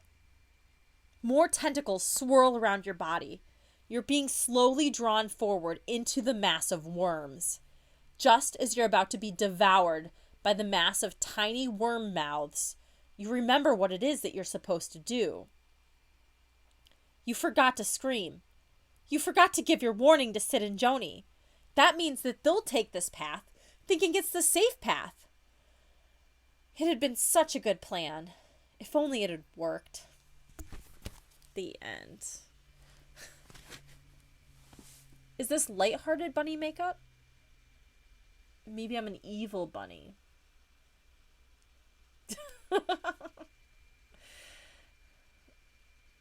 Ending. Number. Dude, you think the ghostwriter was Lemony Snicket? I just read that. That would be super cool. Oh my gosh. This is ending number 6. Oh, do I have this book down here? Okay, I don't have it in here. I have a couple comic books from the early 2000s that were the Book of Bunny Suicides, which, thinking back on it, maybe not as good anymore. I haven't read them in a very long time, but I remember thinking they were funny once upon a time. It's rated R or maybe X. That's also what I'm trying to decide, Benny, is like, yeah, I don't know if it's R or X here. Oh, Tim, you mean Happy Tree Friends, not Super Tree Friends. They're not superheroes.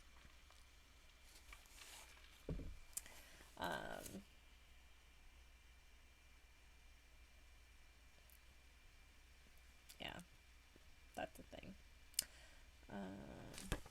Okay, let's keep going. We have not gotten, like, very deep. We keep hitting a lot of endings right off the bat this week, so.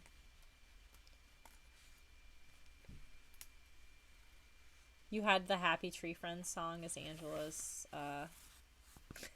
ringtone. Mm. Oh, in high school? That's also funny. So, also, why was Angela calling you during class in high school?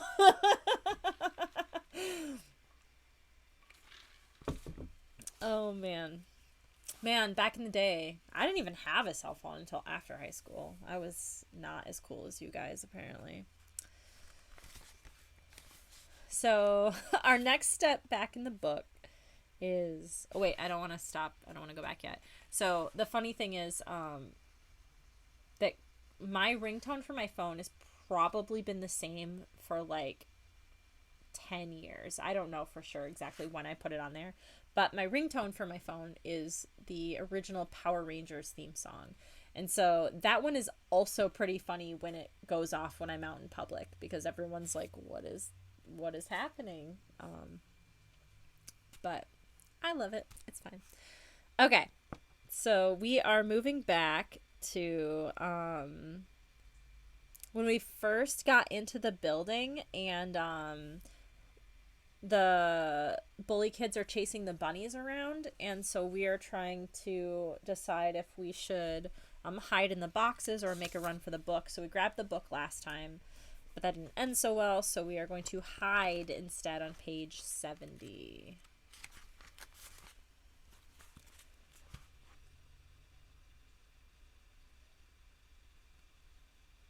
Wait, your ringtone is an Aqua song? This is why we're friends. I love Aqua more than anything in this whole world, and you probably know that. But a lot of my viewers may not know that. So, I definitely saw your second. I saw the like CALLING now. I saw that part before I saw that that was your ringtone, and I was like, why do I know that song? And then I was like, oh my god, it's so good. There was some like fancy not fancy, some like 90s techno tour that was supposed to happen this last year in Canada, with Aqua and a bunch of those other bands like headlining it that I really wanted to go to that got canceled. So if that happens again next year, if things are able to be open again, we're doing it. We're going to that. We have to.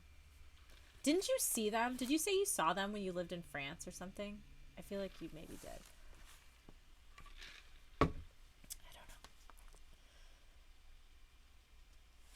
know. Okay. Back to the book again. Oh, that would be so good. We're going to do it, though. It's going to happen. Yeah. The boxes, you cry. We can hide in the boxes. You quickly open one of the huge boxes you've been hiding behind. All three of you scramble inside. You hear Larry and his friends still chasing rabbits.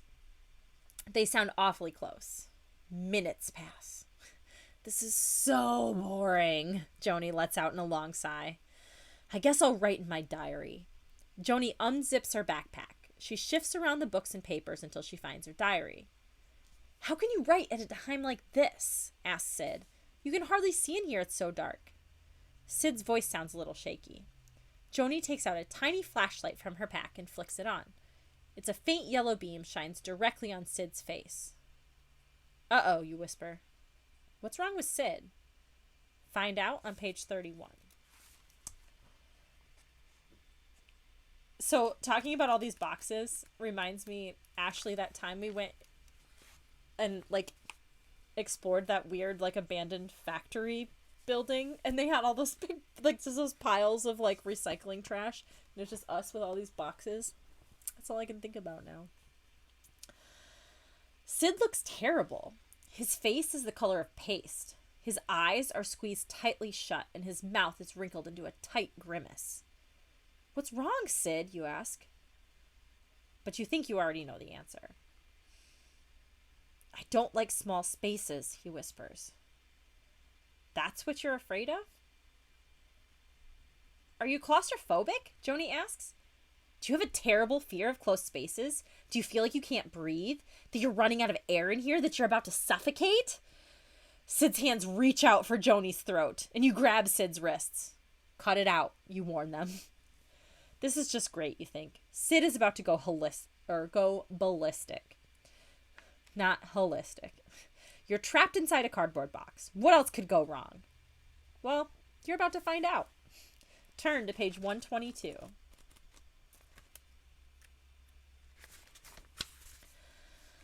Joni suddenly catches your hand. Hard. Or clutches your hand. Hard.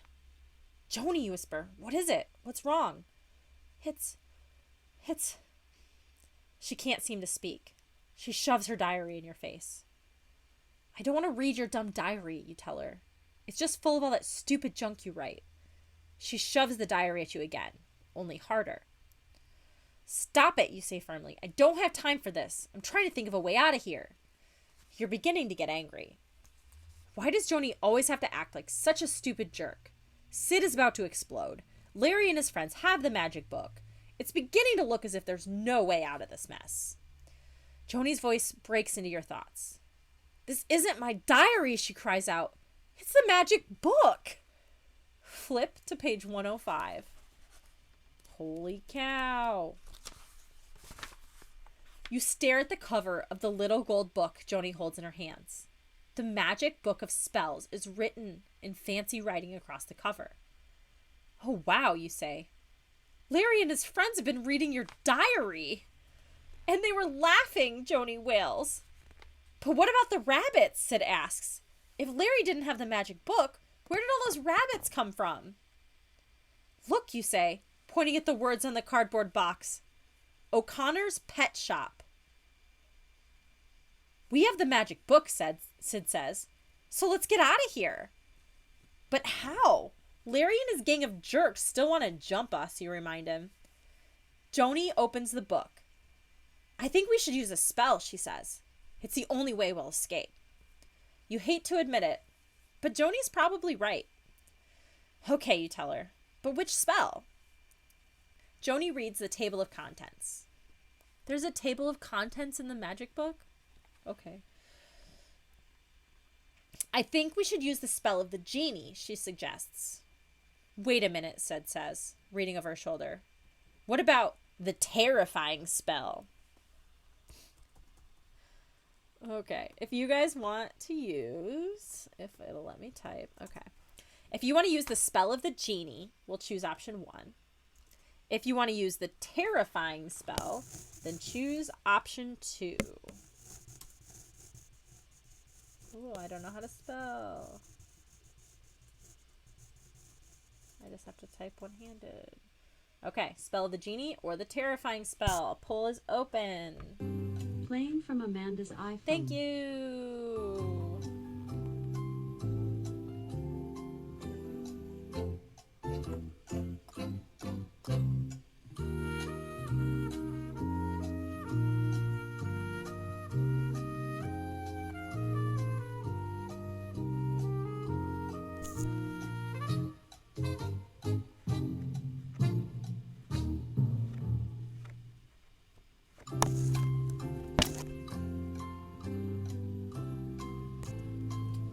Can he wish them back to Kansas?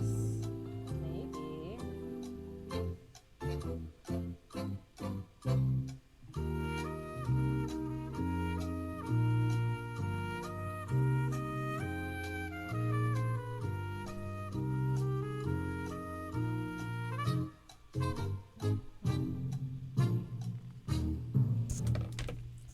Okay, we have chosen the terrifying spell.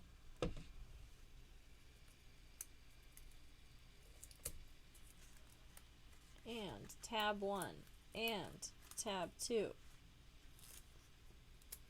We're going to page 71.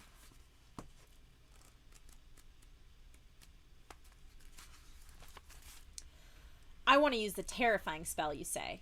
If I can give Larry and his buddies a good scare, maybe they won't pick on me anymore. Joni flips to page 71 in the magic book and clears her throat. You can feel a little trickle of sweat run down your cheek as she begins to read the spell. Spmub, Skoog, Doold. Joni can't keep from giggling while she pronounces the strange words. Nothing happens. You didn't read it right, you tell Joni. Stop giggling and do it again. I read it right, she insists. How do you want me to read it? Like this? Joni rereads the spell, only this time She makes her voice sound evil and raspy. Not bad, you think. In fact, it must have been very good, because something started to happen to you. Turn to page 58. Your whole body grows warm. You begin to sweat. You have the strangest feeling, as if you were glowing. And then suddenly, you feel okay. Normal. But for some reason, Joni and Sid are staring at you in horror. What is it, you cry? Has something terrible happened? Am I green or something? But they don't answer you. Instead, they leap out of the box and run away from you as fast as they can. They disappear behind another stack of boxes. Joni, Sid, you call after them. You wonder what scared them. You'll have to find them later. Right now, you have a score to settle with Larry and his pals. You just hope the spell worked. Turn to page 91. You wonder where Larry, DJ, and Buddy are. They must have caught all the rabbits, since the fuzzy creatures are not running around anymore. You hear noises behind some other boxes. Let go of her, Sid shouts. Leave me alone. That was Joni. Larry and his pals have cornered Joni and Sid. Time to test this terrifying spell. You rush over to the stack of boxes. Larry has his hands clenched into fists. DJ and Buddy are sneering. Joni and Sid cower in fear. You can't believe Larry and his friends are too stupid to notice that Joni's ears and fingers are missing. Hey, you jerks, you shout. Leave them alone. Larry turns at the sound of your voice. The terrifying spell must have worked. You watch his face go completely white. His knees actually begin knocking together. DJ faints, and Buddy covers his face with his hands and starts crying. Sid and Joni also gaze at you in horror. Let's get out of here, Sid exclaims. He grabs Joni's hands and they race out of the factory. You wimps, you say to the three terrified bullies. Don't ever bother us again. We won't, Larry stammers. That takes care of that, you tell yourself.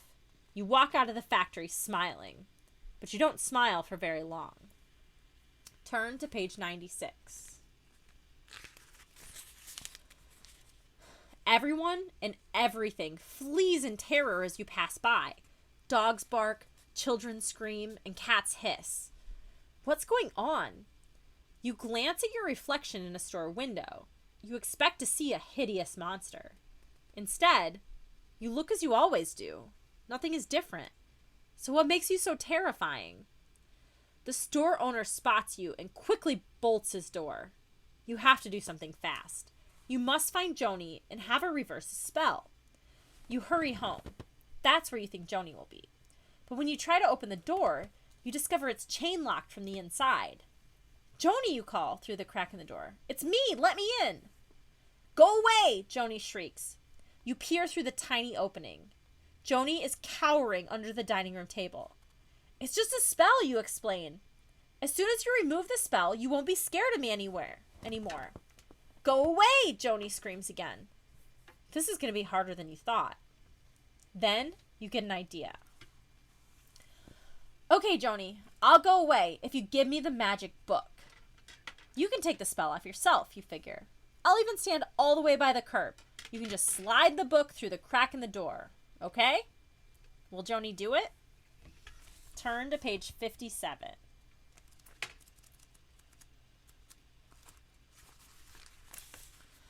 You wait for Joni's answer. I don't have the book anymore, she finally says, her voice trembling. I brought it back to the magic shop in the mall. I didn't want it to disappear. Your heart sinks into your toes. Great, you think. Now I have to get to the mall and convince the magician to help me. And I'll terrify everyone I see on the way there. But you don't know what else to do. You hurry to the mall. Ah! A woman inside the house shrieks. She yanks down the window shade. You'd better hurry. With this kind of reaction, you might just be run out of town. You stick to the alleyways, hoping to avoid terrifying too many people or animals on your way to the mall. Finally, you reach the mall and you rush to the magic shop. And have the scare of your life. Turn to page 131. The magic shop. It's gone. You stare at the empty spot in front of you. There is no sign that the magic shop has ever been there. Without the magician and the magic book, you won't be able to break this terrifying spell. You're going to be this way forever. Maybe you can become the star in horror movies, where everything is a scream. The end. Oh. So that was ending number 7.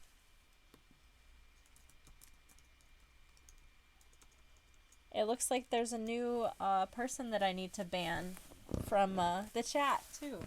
Exciting. Let's see where we're at. I kind of wish they would give us more info on why we were so terrifying. That was like a... I just want to know what's happening. Oh, I said 7 endings. And I didn't type it right. It's fine. It's fine. Nah, I probably left. It's fine. Okay. The terrifying spell was bad for us. Several. Yeah, I do like a typo thing like every time just because I'm like when I'm trying to type them out. And I've just accepted it. It's fine. We're going to try the spell of the genie and see if the genie can help us here on page 98. Joni opens the magic book to page 98. The spell of the genie. She reads the weird words and then waits. Ba-boom! You're shaken out of your box just in time to see the door to the warehouse crash inward. A giant enters the room. He is so tall, over 8 feet, that he needs to bend his head to enter the doorway. And he is so ugly. Big boils cover his face and arms. Hair grows out of his nose and ears. The only reason you haven't run away is because you're too scared to move. Your feet feel glued to the floor. Who called? Bellows the giant. And it better be for a good reason. Go to page 109. I called you, you managed to say. We need help escaping from here. We want to go home. The giant genie opens his mouth and lets out a blast of laughter that sends you halfway across the room. You've called the wrong genie, shouts the huge genie. I'm the evil genie. Humans serve me. The genie reaches down and picks you up. He neatly tucks you under his arm. He is so enormous, he can fit Joni and Sid under his other arm. You will soon get used to your new home, he growls. I live in a castle far from here. You will clean the castle, rake the hay, chop the firewood, and herd the cows. Of course, you will also cook my meals and do anything that I say. The genie shouts a strange command, and the room begins to fade away. Well, you wanted a way out of the factory. Now you'll have to find a way to escape from the genie. The end. I am pretty disappointed with this book so far, you guys. It's kind of boring. We're all like, this book isn't great. This is like maybe my least favorite book that we've ever read. It's just not interesting, and it's not well written, and none of the like ideas are expanded upon, and it's fine. We're fine. We got 8 endings in. There are no puns. And it's like the things they're saying are kind of puns, but not really. I don't know. Rats, genie, everything's killing us. Well, everything always kills us, but... well, I didn't order a book that cost $100. I am determined that we will find those ones cheaper. No, I'm pretty sure this was one of the super cheap ones. I'm pretty sure this was like $4. Or I may have gotten it free because through thrift books, it's like whenever you spend a certain amount of money, you get a free book. So this might be the one I got for free. So hopefully, because it's not worth money. Okay, so our next step back here is oh, we already did both of those. That is not the step back. Hidden the boxes in the other way. Okay, so we have completed the entire timeline where we try and steal the book back from the bullies. So now we have the option to try and purchase the book back from him on page 14 and see what happens down this route. You don't think you'll be able to steal back the magic book. Larry must have hidden it somewhere by now. Your only choice is to buy it from him. But we have a problem. How are we going to raise $50? Sid asks. That's a tough one. You look over at Joni, thinking hard. If you don't get your book back, Joni will disappear in an hour. You shiver with fear, but you can't let the fear clog your brain. You've gotten out of tougher situations before. Have you? You've gotten out of tougher situations than your sister stealing a magic book that's making her disappear, and now you're trying to get it back from your bullies. I doubt that as a 12-year-old you've been in tougher situations, but, you know.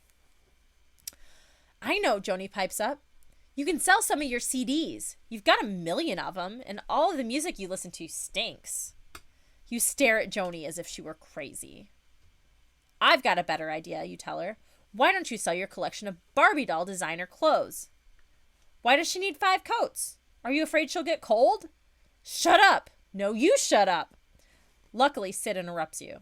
I've got an idea, he shouts over your argument. Turn to page 37.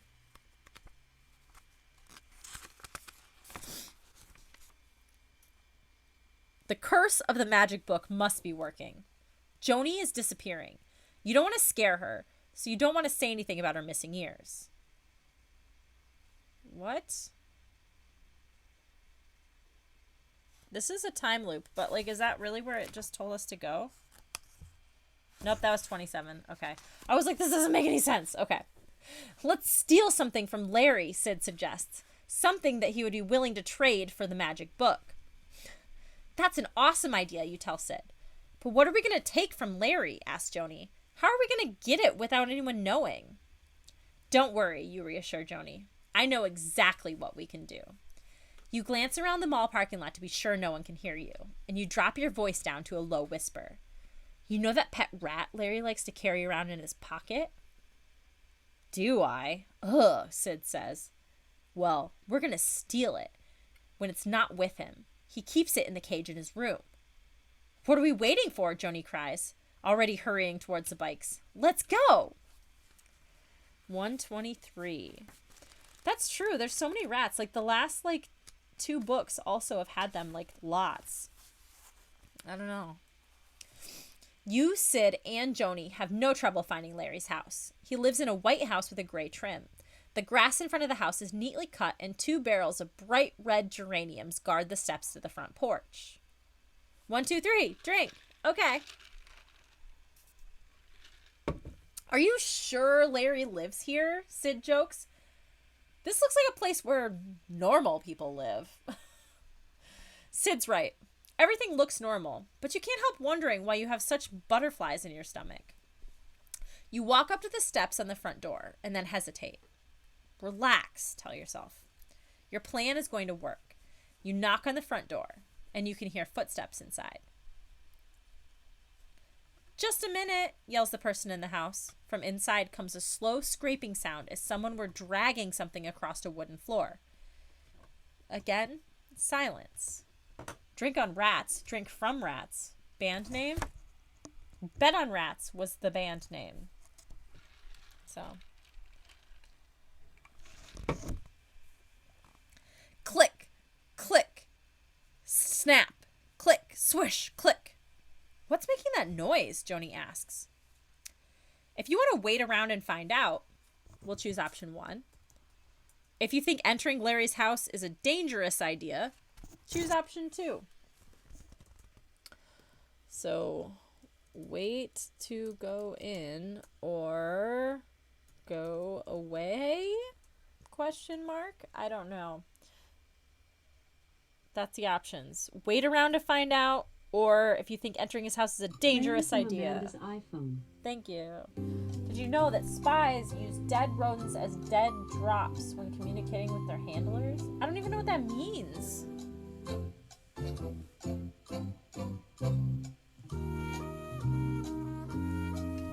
I don't know what that means. Very, very dangerous social distancing. I'm still confused.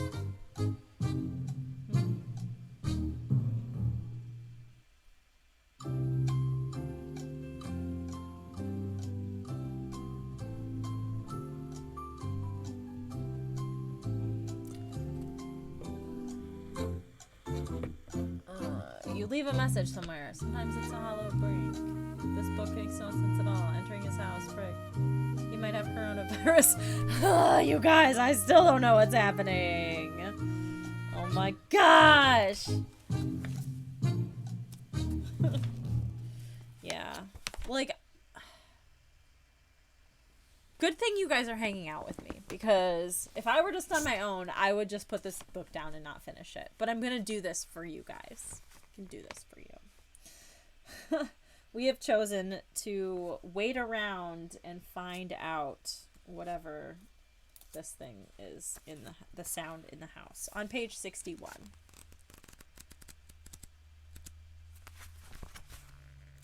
You move closer to the door and listen. It's just the sound of locks on the door being opened, you whisper. That's a lot of locks, Sid says. Why so many? Before you can answer, the door opens a crack. A watery blue eye stares out at you. The door swings open wider. An orange-haired old woman steps out. She wears blue socks with high-top sneakers. She has a yellow apron over her flower print dress. Hello, she says in a raspy voice. She gazes at Joni. What a cute little girl, she comments, patting Joni's curls. Joni gives the old woman one of her big smiles, the one where she shows off her dimples and flutters her eyelashes. What can I do for you children? The old woman asks. We're friends of Larry's, you speak up. He sent us to get Pat the rat. He has to take Pat to the vet. The woman's eyes squint into tiny pea holes. Her mouth pinches together tightly. What's going on? The woman's face wrinkles up as if it's about to explode. Go to page 92.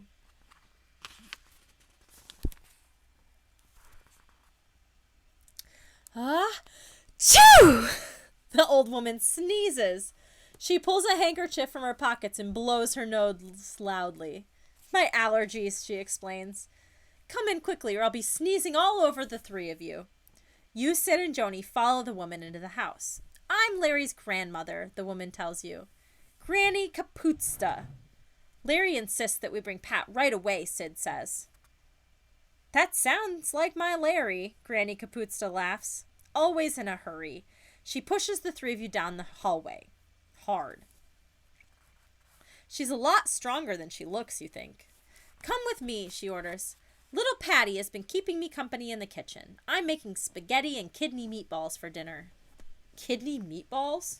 Gross. That must be what that weird smell is. Granny Kaputska gives you another hard shove. So hard, you stumble to the floor. Trip over to page 23.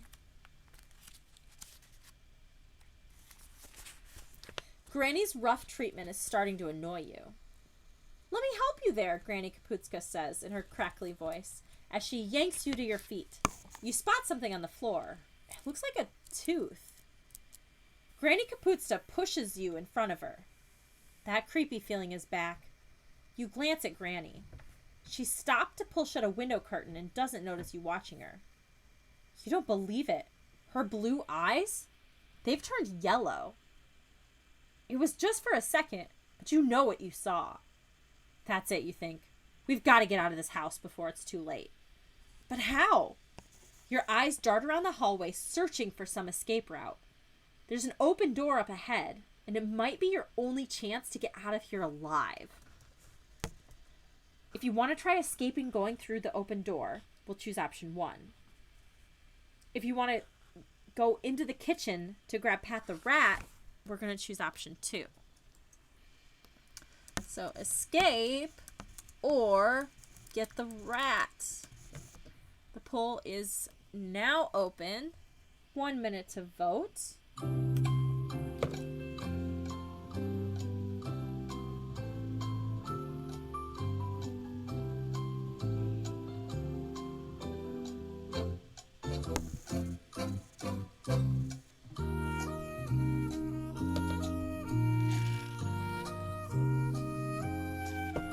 I love that you said bless her when she sneezed. My whole heart.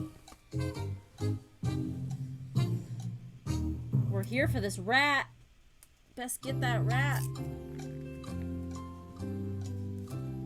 This scene with the granny actually reminds me of so in the book It by Stephen King, there's a scene where the lead female character as an adult comes back, and she goes back to the place that she lived as a child, and there's some old lady that answers the door, and the old lady is like, oh, I moved here after your dad moved out or died or whatever, and she's like, come in for some tea, come see the house, and she goes in, and then it gets super creepy, and it's the thing that I long for in books now is that scene was so creepy in the book that it legitimately creeped me out reading it, which is amazing. And that's what I would love all the time, to be able to find things that are that scary and creepy, and I just can't because nothing's actually scary. But this scene, with the old weird lady doing stuff in the house, is kind of reminding me of that, and I really like that, actually. So this is a semi-redeeming quality of this book so far. So we decided that we are going to grab the rat, because that's what we're here for, and we are going to page 89.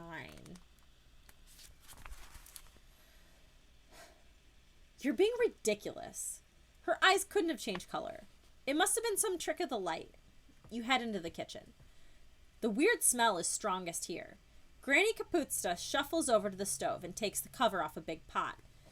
She picks up a large wooden spoon and stirs the boiling mixture. And then she glances over her shoulder and winks at you. How about a glass of milk before you leave, she asks. Maybe a few cookies? Sure, Sid answers quickly. That figures. Sid is always hungry. While Granny Kapuzka gets the milk and cookies, you look around the kitchen for Pat the rat. You hear the metal bars of a cage being rattled. The sound is coming from under the kitchen table. Kneeling down, you reach under the table, and you grab the cage and pull it forward. You can't believe what you see. Turn to page 126. Pat the rat has doubled in size since you last saw him. What has Larry been feeding him, you wonder? You stare at the huge gray and white creature, now about the size of a loaf of bread. His long, hairless tail switches back and forth. I see you found little patty cake, Grandma Kapuzka says, standing over you with a glass of milk. You stand up, holding onto Pat's cage with one hand and taking the glass of milk with the other. Joni and Sid are already sitting down at the kitchen table. Plates of cookies and half-empty glasses of milk sit in front of them. Come on, guys, you say. I've got Pat. We should be going. Drink your milk, Granny says. Have some cookies. You take a sip of milk to be polite. Come on, Joni. Get up, you say. But Joni doesn't move. And neither does Sid. They stare blankly ahead. That's when you notice your legs are beginning to go numb. Turn to page 84.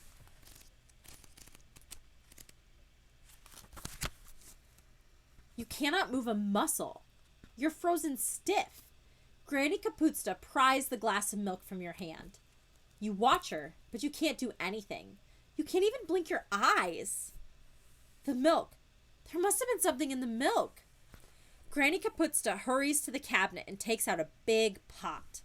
The pot matches the one already boiling on the stove. Next, she puts in water, salt, and pepper into the pot. She hums as she cooks. I was all out of kidneys, she explains. When the three of you showed up at my door, now I have 6 fresh ones.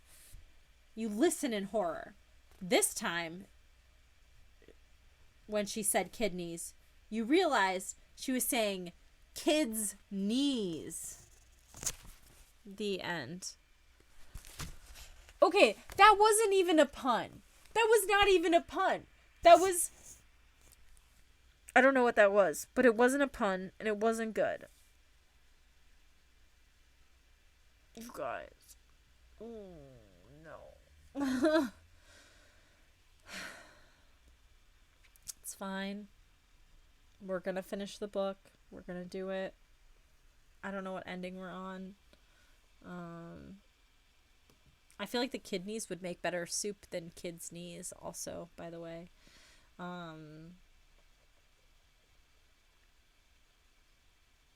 Was this ending 10, I think? Are they just eating the menisci? I feel like meniscuses isn't the right word. I feel like it's got to be menisci. Wait, was that 8? That was 9? Or was it 10? I see 8. That was only 9 endings.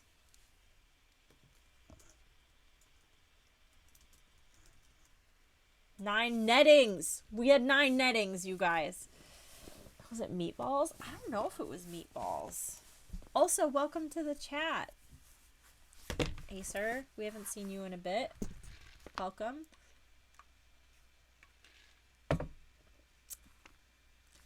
I mean, it is a play on words, but it wasn't good, and I don't appreciate it. And I think that they could do better. Okay, so going been here the whole time, just not commenting. Lame. Pfft.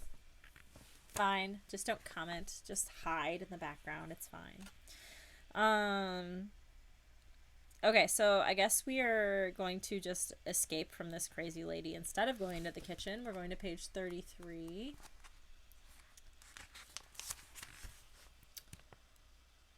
That door looks like it's your only chance to escape. There's no time to explain to Sid and Joni what you're doing. You grab their hands and begin to run. You push them through the open door, and then you slam it behind you. You slide the bolt shut. Joni and Sid stare at you as if you're crazy. You put your finger to your lips, listening at the door. Horrible growling sounds start coming from the other side. "Come out of there," Granny bellows. Then claws scrape against the door. "Granny doesn't sound so friendly anymore," Sid says nervously. You feel around in the dark and find a light switch. A single light bulb flashes on. You're at the top of cement steps leading into a cellar. You glance around the damp room. You're in luck. You notice a small window high up near the ceiling, and it's open. "We can get out that way," you tell Sid and Joni, "but we need something to climb on." "There, on the other side of the cellar," Sid points out. "Those dry pet food bags." You and Sid cross the stack of bags, and then you notice what's written on them. Wild wolf chow. Turn to page 72. I'm like, they're bringing like wolves into this now. Like, I feel like this, whoever ghost wrote this book for R.L. Stine was just like, let's just throw some shit together and it's a book. I don't know. "Hey, Sid," you say. "Do you think Granny has a pet wolf?" "Let's hurry up and get out of here," Sid replies. He reaches for a sack. "These weigh a ton," he says, struggling under the weight. "Tell Joni to give us a hand." But Joni is nowhere in sight. "I'll look for her," Sid offers. He makes his way through the junk in the cellar, but after a few minutes, you don't hear him poking around anymore. "Sid?" you call.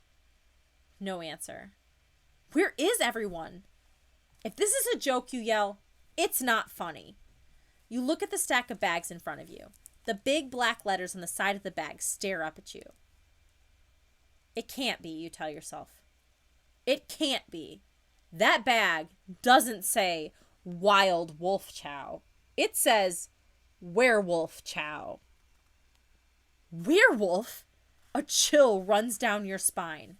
"Sid! Joni!" you shriek. And then you see Granny Kaputsa climbing in through the open window. Her face and arms and legs are covered with dark hair. two fang-like teeth hang out of her mouth. She snarls at you. You have a terrible feeling you know why Sid and Joni disappeared. And what's about to happen to you.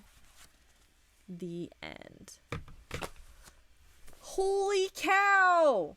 Right. This is not magic. None of this book is about magic, also. I mean, we've almost finished, like, the first half, because there's usually 2 separate storylines. So maybe the other one will have more magic in it.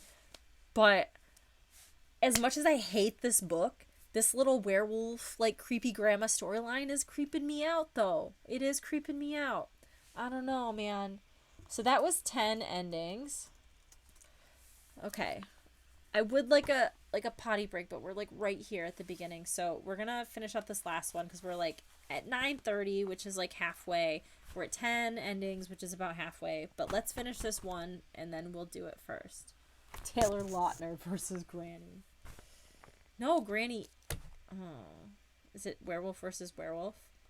I think this Granny werewolf is gonna beat the Taylor Lautner werewolf. Like, for real. Yeah. Okay.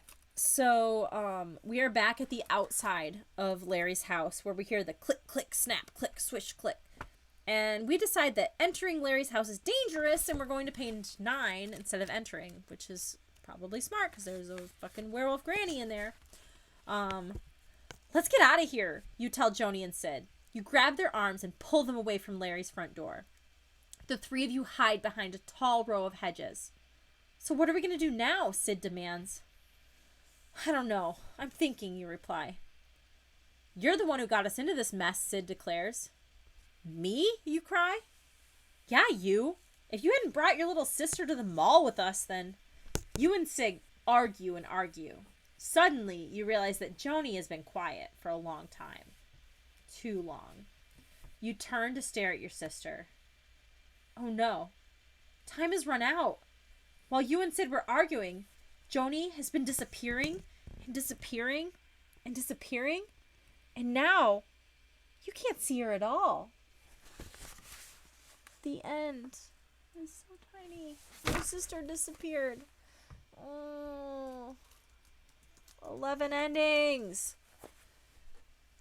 And that puts us right back at our first choice of the book, where we had to decide to try a spell from the book or to go back to the clubhouse.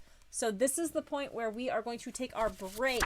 It is 9:26. I'm going to take 10 minutes for all of us to potty break, smoke break, snack break, drink break. I don't know. Take your time.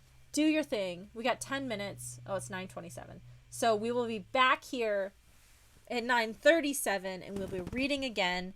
And I will see you soon. Have fun for 10 minutes, you guys. Be right back.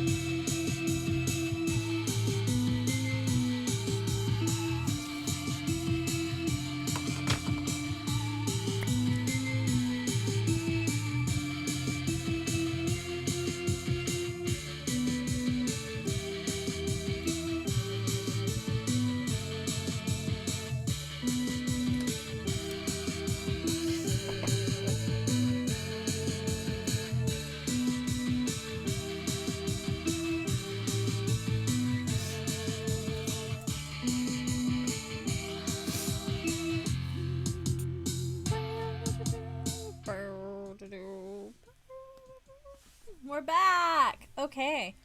Did my camera move?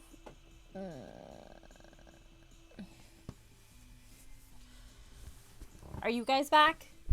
Thanks for sticking with me, even though I was late. I'm sorry. I was snacking. I didn't really eat dinner today, so that was necessary for my continued life on this planet. So thank you for your patience. And we will get started with the second half of this book. It's going to be so good. Okay. So, the creeper, this guy, yeah, he's our magician today. He was our carnival boss guy the last day. I don't know. He just hangs out. It's cool.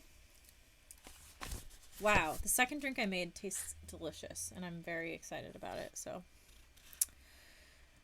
okay, so we are back to the beginning of the book, and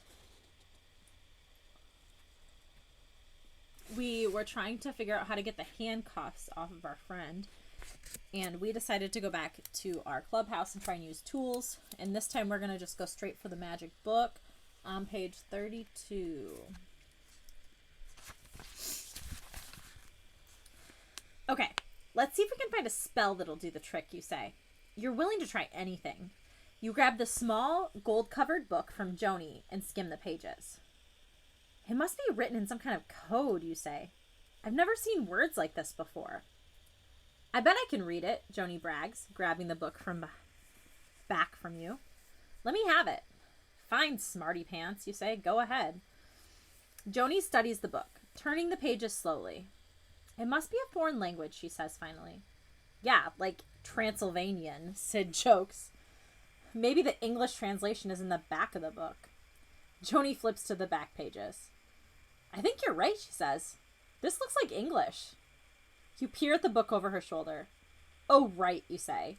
You snatch the book back from her. If this is English, then what does Eben dos Jaget Nobis Tagu mean? Unfortunately, you're about to find out.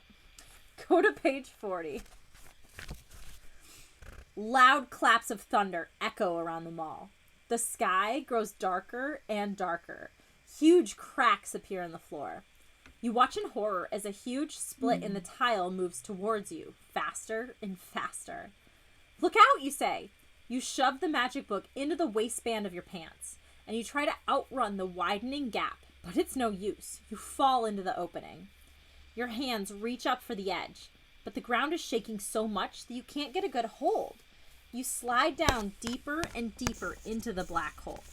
Your fingers scrape at the dirt along the sides, and you try to find something to hold on to, but there's nothing. The dirt crumbles away under your fingertips. Help, you shout, but there's no one to help you. You plunge into the earth's darkness, tumbling over and over and over. Plummet to page 60.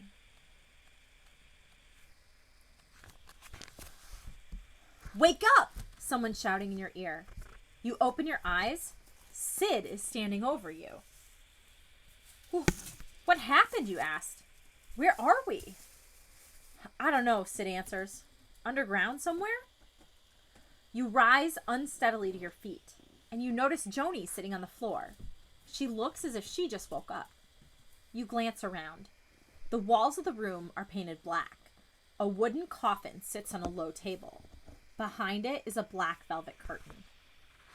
Do you think there's another brick wall behind there? Like there was at the magic shop? You joke. Only one way to find out, Sid says. You walk up to the curtain, unsure of what may happen next. Before you can part the thick fabric, 3 men dressed in red tights somersault into the room. They reach the center of the room and begin to juggle. Balls fly through the air, faster and faster. And then, to your amazement, the balls turn into balls of fire. One of the jugglers turns your way and throws a glowing fireball right at you. Oh no, Do you know how to juggle? If you can juggle, we'll choose option 1. If you can't juggle, we'll choose option 2. So the options are juggle or nah. Polls open. Big, stop eating plastic. God, cats, you guys. They just gotta eat plastic all the time. Balls. Don't mind me while I finish snacking. This is what bunnies do, right? This is the only thing I'll admit that bunnies do.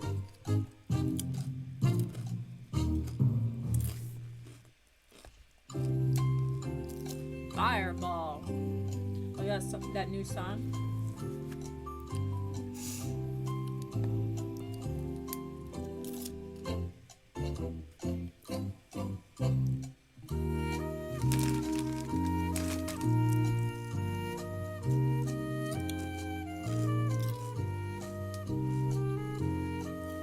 I'm just gonna ignore that question. Okay. I'm just saying, 4 of the 5 of you just voted to say that you can juggle, and I would like you to prove it, because I don't believe you. I'm gonna go with this answer, because that's what you voted on, but I don't believe you. Go on to page 17. I request humbly that you guys send me immediately Snapchat or other videos of you juggling to prove this point.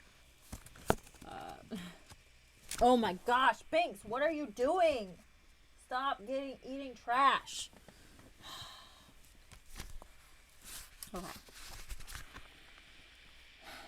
We're going to page 17.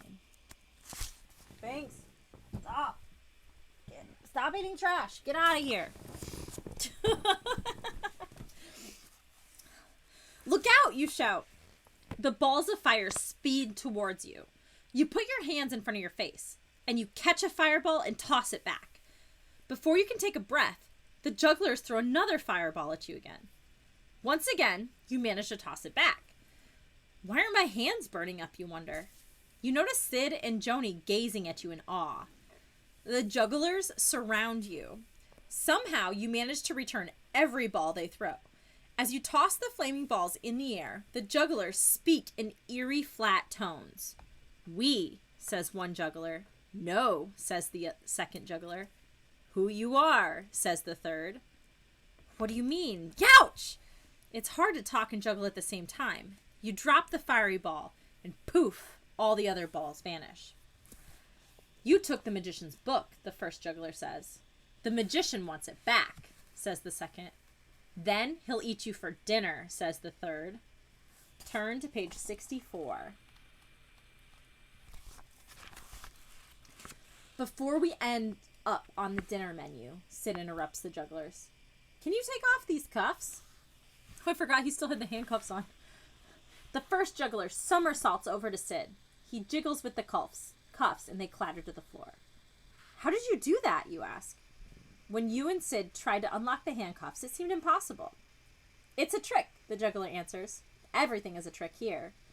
Suddenly, all 3 jugglers freeze. The magician, they cry together. He's coming.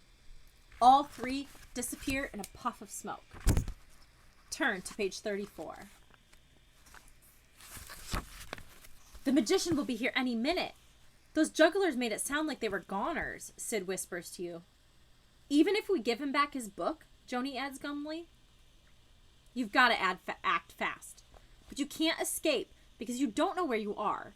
Besides, there doesn't seem to be a normal door in this black room. Your only hope is to hide the book. Then, the magician will need you alive if he wants the book back. We've got to hide the book, you tell Sid and Joni. I'm going to put it in the coffin. No, Sid says. It'll be too easy to find. Let's look around. You search the room for a hiding place. There isn't much choice.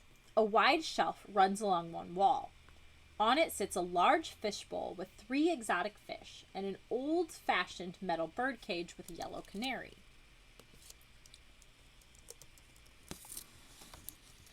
If you think the coffin is the best place to hide the book, then we'll choose option 1. If you want to hide the book in the fishbowl, we'll choose option 2. Or if you want to put the book in the bird cage, we'll choose option 3.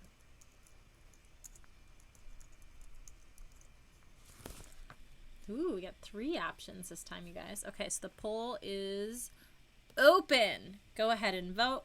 1 minute to vote. Option 1, hide the book in the coffin.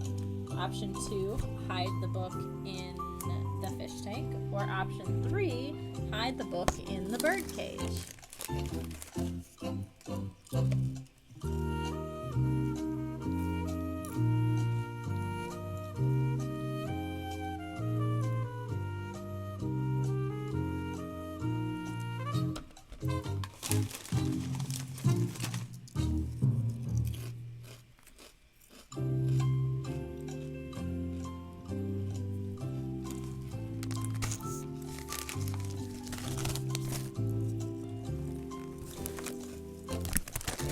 Look, you guys.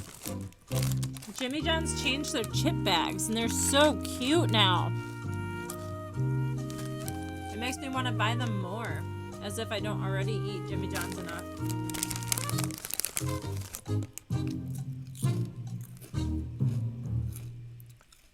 Okay. Well, you guys weren't a lot of help because you tied the vote for the fishbowl and the bird cage. Nobody wants to hide it in the coffin, apparently.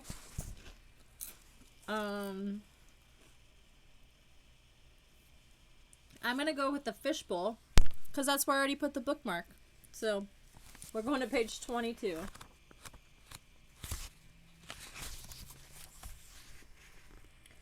Maybe the fishbowl would be a good place to hide the magic book, you say. You walk over to the shelf and peer at the fishbowl. The fish stare back. No way, Joni says. It'll be totally obvious. And the fish might get mad, Sid adds. I don't think that's going to happen, you tell them. You've just noticed that the fish aren't real. They're just painted on the inside of the clear bowl. You reach into it and do a double take. You can't believe what you see. Your hand becomes invisible inside the fishbowl. It disappears completely. You test it again. You pull your hand out of the bowl, shake off the water, and then stick it back in. It disappears again. This is so cool. Hey, Joni, you shout. Check this out. Joni glances your way. You watch her eyes travel down your arm to the fishbowl.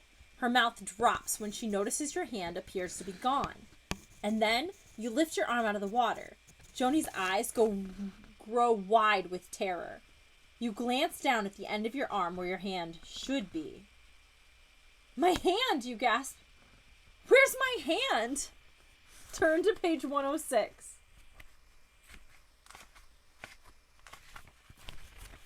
A look of horror comes across Joni's face as she stares at where your hand should be.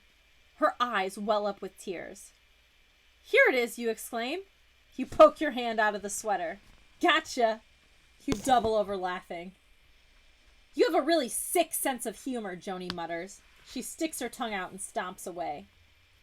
Hey, now we know the book won't be seen if we put it in the fishbowl, you tell Sid. Either the fishbowl or the water makes things invisible. We'd better put the book in something to keep it from getting wet. But what? Sid reaches into his pants pockets and pulls out a plastic bag. It has half a peanut butter sandwich in it. He removes the sandwich and stuffs the whole thing into his mouth. Here you go, he mumbles with his mouth full. You take the baggie from Sid and slip the book inside, and then you drop the baggie into the fishbowl. Joni comes up beside you. She picks up a short black stick sitting on the shelf and taps on the fishbowl. What do you think it is? She asks. How should I know, you ask. Maybe it's the magician's magic wand. Quit playing with it. Joni sticks the wand into the bowl and stirs. Oh no, maybe she shouldn't have done that. Turn to page 100. Joni pulls the magic wand out of the fishbowl. You wait for something terrible to happen. Nothing. It's neat the way the wand disappears when I stick it in the fishbowl, Joni declares. She stirs the water again. I can feel the magic book when I stir, but I can't see it, she adds, pulling the wet wand out of the water. She puts the wand into the bowl a third time. She stirs so hard that water splashes over the rim. Joni, we have to. You never get a chance to finish what you were going to say. You hear a bubbling sound coming from the fishbowl, and then gurgling, and then whoosh! Water gushes out of the fishbowl. You glance at Sid. He stares at the rushing water. Joni shrieks and drops the wand. Water pours out onto the floor, rising quickly. The painted fish come to life and start swimming in the knee-deep water. Now you recognize what kind of fish they are. Man-eating piranha. Piranha aren't choosy. They don't mind being kid-eating piranha. This is definitely the end. Ooh, that is ending 12.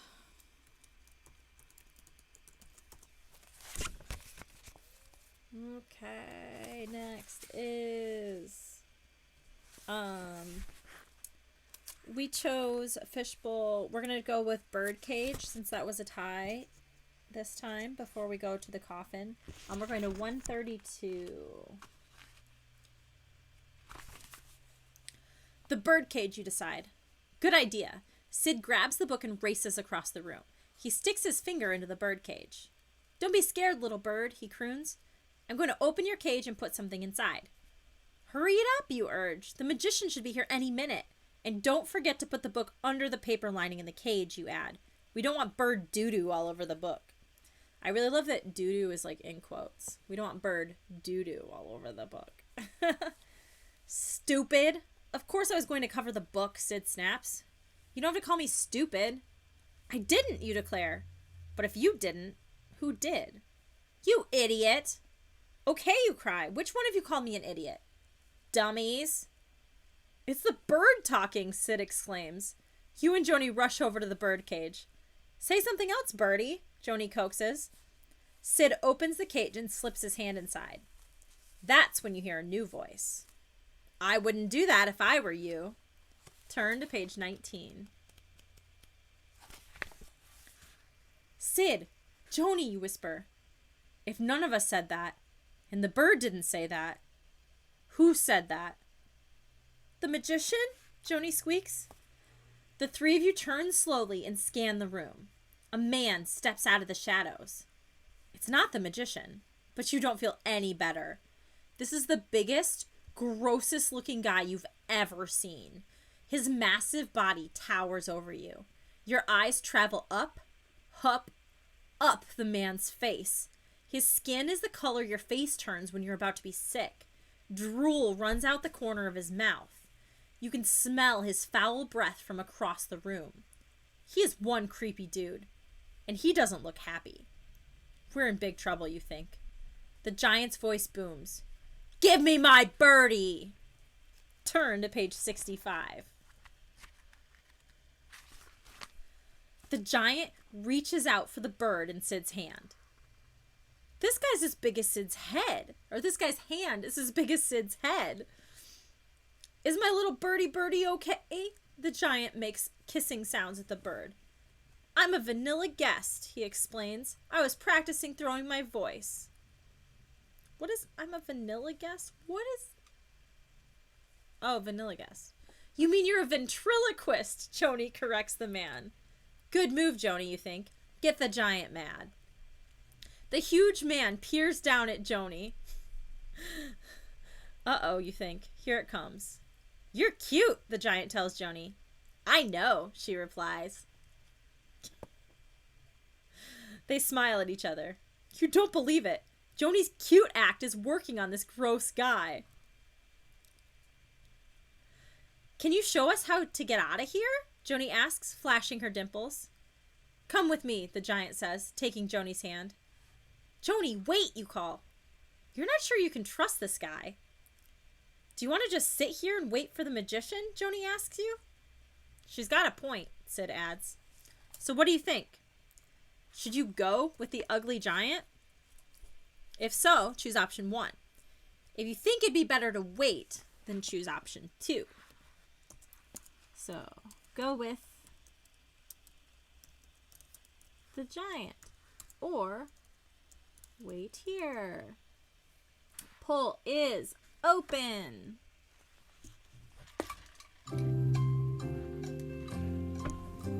vanilla guest. I'm a vanilla guest.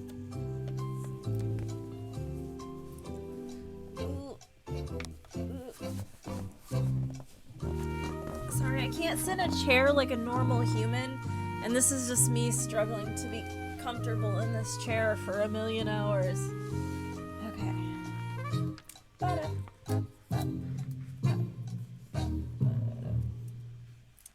Option 1, we're going with the ugly giant. Or option 2, we're gonna wait here for the magician. I'm not sure either of those are good options, but those are our options, so that's where we're at.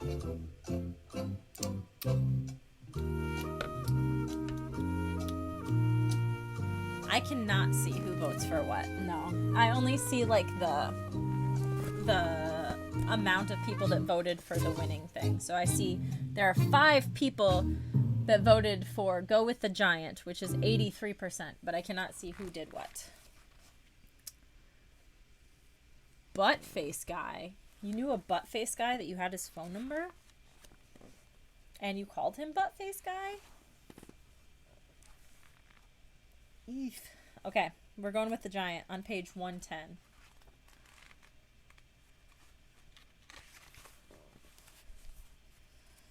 Okay, you tell the others. Let's get out of here. The giant opens a trap door in the floor. He pulls Joni through it. Sid follows closely behind. You peer in the dark hole in the floor. A damp smell makes your nose crinkle. You see crooked steps leading down. You hope this wasn't a mistake. You climb down the steps, and you find yourself in a dark tunnel. Mold and cobwebs cling to the rough walls. The others are far ahead of you.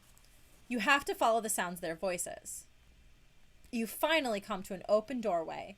You glance inside, and you're met with a weird sight. Sid is sitting on the giant's knee. There's another kid sitting on the giant's other knee. The ugliest kid you've ever seen. But you don't see Joni anywhere. What's going on? Rush into the room on page 5.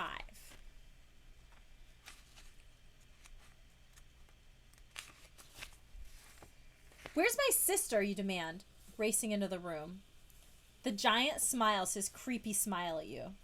You're just in time for the show, he says. That's when you notice the kid next to Sid isn't really a kid. It's a ventriloquist dummy. A really ugly dummy. Where's Joni, you ask again. Of course, knowing Joni, she could have wandered off by herself. The dummy's red eyes blink open. I'm Freaky Freddy, the dummy says. Children don't like me. They think I'm too scary to look at. Sid, come on, you say. We have to find Joni. But Sid just stares blankly ahead, as if he were made of wood. Uh-oh. I need cuter dummies for my act, the giant explains. Then people will like me.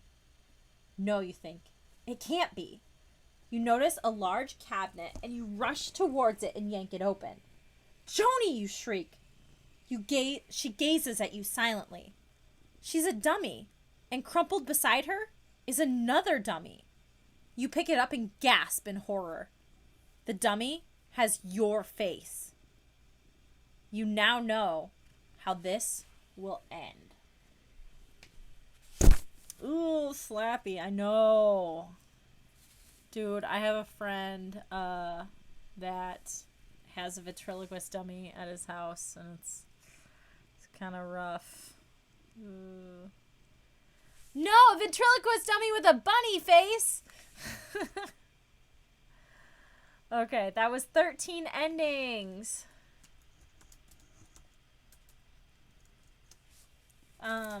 We're drinking to endings, I forgot. And drink to 13, because 13's a lucky number, right? Miss Thackeray Binks has joined me, and she's just sitting on my lap, purring, being the cutest baby in the whole world. I'm so grateful for her, because she's just the best thing that's ever happened, ever. I just had to share that with you guys. So, we're not going with the giant this time. We are going to wait for the magician, I guess, at this point. We're going to page 67. You don't trust this guy. No offense, but I think we should stay here, you say. You hold your breath, wondering what the giant's reaction will be. He lets go of Joni's hands and stalks towards you. Your eyes travel up, up, up to his gross face. You don't believe it. There's a tear starting to trickle down his slimy cheek. You don't want to go with me? The giant asks in a trembling voice. You don't like me? He flings himself onto the floor. His shoulders shake as he wails and moans. Boo hoo hoo hoo, he weeps. You, Sid, and Joni exchange puzzled looks. No, we like you a lot, we say. Really, we do. But it's no use. The giant is crying so hard he can't even hear you. Huge tears roll onto the floor. You're soon knee-deep in tears, and then chest-deep. Now you can taste the giant's salty tears. You're going under. Under. You start crying yourself when you realize that this is the end.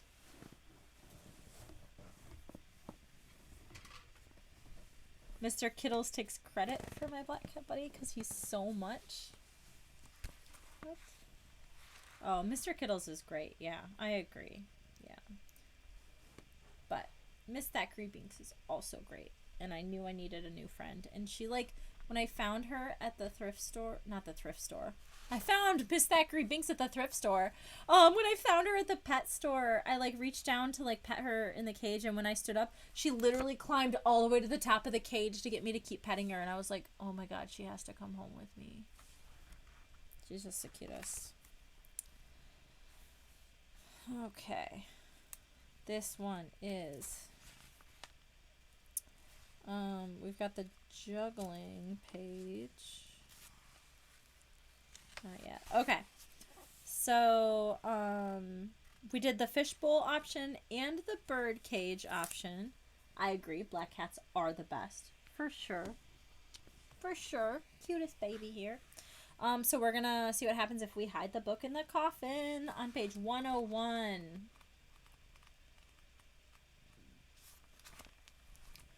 You decide the coffin is the best place to hide the book. You run over to it and try to lift the lid. It won't bulge. It won't budge. Help me, you yell to Joni and Sid. Maybe together we can pry it open. Joni and Sid rush over to the coffin. Grunting and groaning, the three of you tug on the heavy lid. It gives an inch, and then 2 inches. Enough to slip the book inside. And then the lid snaps shut, almost taking your fingers with it. Just in time. A sound behind you makes you whirl around. You see a black hat topple off the shelf across the room. A black crow flies out. It circles the room and then lands on the coffin. You watch, stunned, as the crow turns into the magician. You 3 meddling children have taken something of mine. I'm here to get it back. The magician's voice echoes throughout the room. He takes a step towards you. Which one of you has my book? He demands. We lost it, you say quickly. Don't you dare lie to me. The whole room seems to shake with the sound of his voice. Lies make me very angry. You don't want to see me when I'm angry, the magician warns. Did he just pull a Hulk? He pulled a Hulk. Oh, I forgot that we were going to drink on the page of this book the year it came out. This one is this is a 1996. Dude, the one we read last time, number 22 was a 97, and number 7 is a 96. So these things were coming out like once a month or something. This is insane.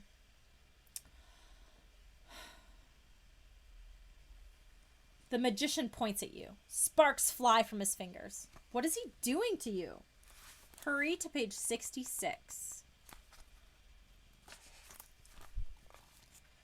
You glance down and see that your feet are no longer touching the floor. You float higher and higher. The magician snaps his fingers. You're turned upside down, suspended in midair, and then you start shaking like a salt shaker. Everything from your pants pockets falls to the ground. When the magician is satisfied that you don't have the book, he does the same thing to Sid and Joni. Gum wrappers, markers, rubber bands, even a sandwich fall to the floor. You must have hidden the book, the magician realizes. Thud. You, Sid, and Joni drop to the floor. Hey, Joni complains. That hurt. She rubs her backside. That was nothing, the magician growls. You have a terrible feeling he's telling the truth. The magician claps his hands, and a tiny hourglass is suddenly hanging from a rope around your neck. The sand will run out in exactly 1 hour, he explains. If you fail to return the book in perfect condition, you will join my collection. What collection, you ask? Out of nowhere, a gust of wind blows aside the velvet curtain beside the coffin. What you see makes all 3 of you scream in terror. What's behind the curtain? Find out on 113.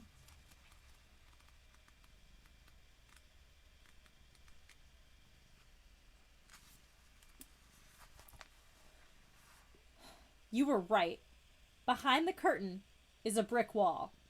But there's something else too. A wooden cabinet with rows of glass shelves. And on the shelves are heads. Human heads. You, Sid, and Joni stand frozen in fear. You can't tear your eyes away from the horrible sight. 12 shrunken human heads stare back at you. You monster, you shout. You force yourself to face the evil magician. But he disappears through the brick wall. Again. You have to think of something. You really don't want to have your head shrunk. You don't even want to see Joni get her annoying head shrunk. Now what? Sid asks. Let's give back the book, Joni says. I don't think we should, Sid argues. He might not let us go after we give him what he wants.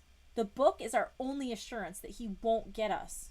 Or he won't hurt us for at least an hour, he adds, glancing at the hourglass. But if we don't give him the book, he'll take our heads for sure, Joni counters. They turn to you for a decision. If you think we should give the book back to the magician now, we're going to choose option 1. If you think you'll have better luck by hanging on to the book and trying to find a way to escape, then choose option 2. Okay, so our options are to give the book back or to try to escape. Okay, the poll is now open.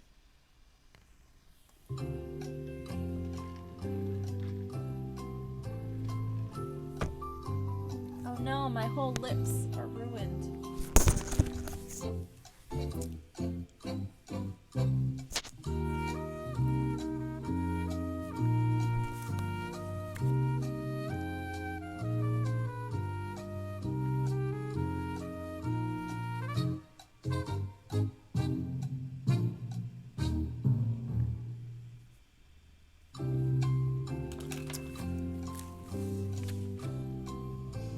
We still have 20 seconds left to vote, friends.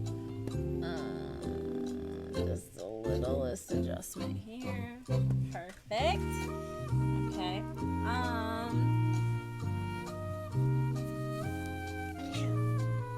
What? Oh, did I squish your tail? I'm so sorry. I'm so sorry. Oh my gosh. Okay. Everybody decided to try and escape rather than giving back the book. We're going to page 36.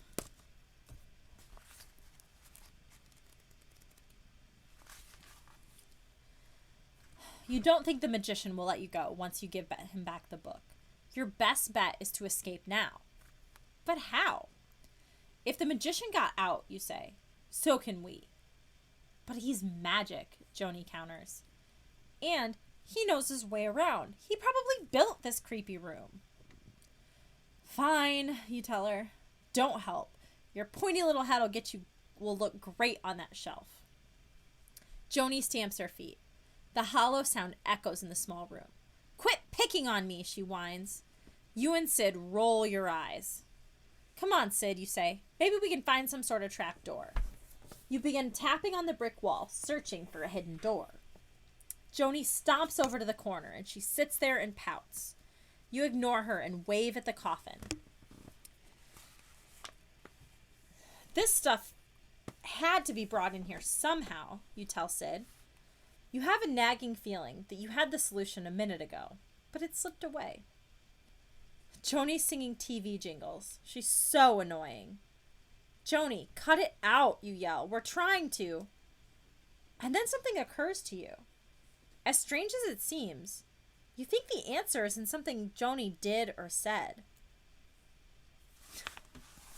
Okay. If you think the clue is in something Joni said, we're going to choose option 1. If you think the clue is in something Joni did, we're going to choose option 2.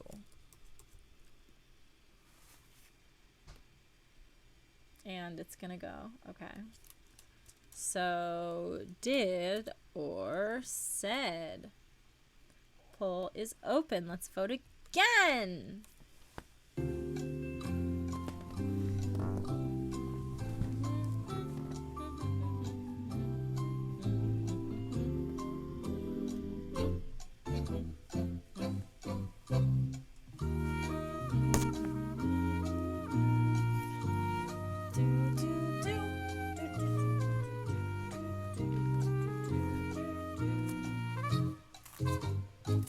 We still have 30 seconds left to vote. Option 1, if you think that the clue is in something that Joni did, vote option 1. If you think the clue is in something Joni said, choose option 2.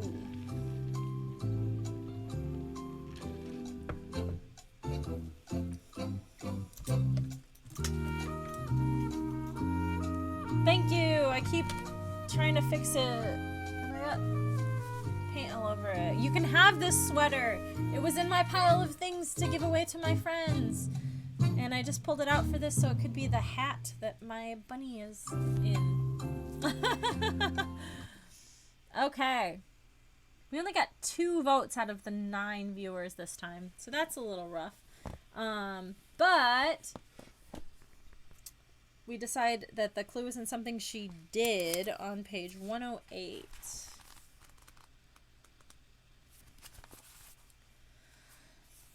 You're positive that something Joni did was the clue to your escape. But what was it?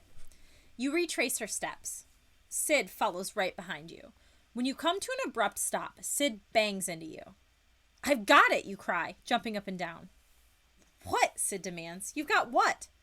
Joni, you're fantastic. You swoop over to her and plant a big kiss on her head. She stares up at you. What did I do? She stammers. When Joni threw her fit, she stamped her foot, you explain. It made a hollow sound. That means there must be a trap door underneath the spot on the floor. The 3 of you quickly roll back the rug, and there it is, a shiny metal latch in the floor, your key to freedom. The trapdoor opens with a creak and a groan. You can see the top of a set of stairs. The wave of damp, musty-smelling air rises up the steps. Come on, you say. You lead the way down the stairs. I can't see anything, Joni complains behind you.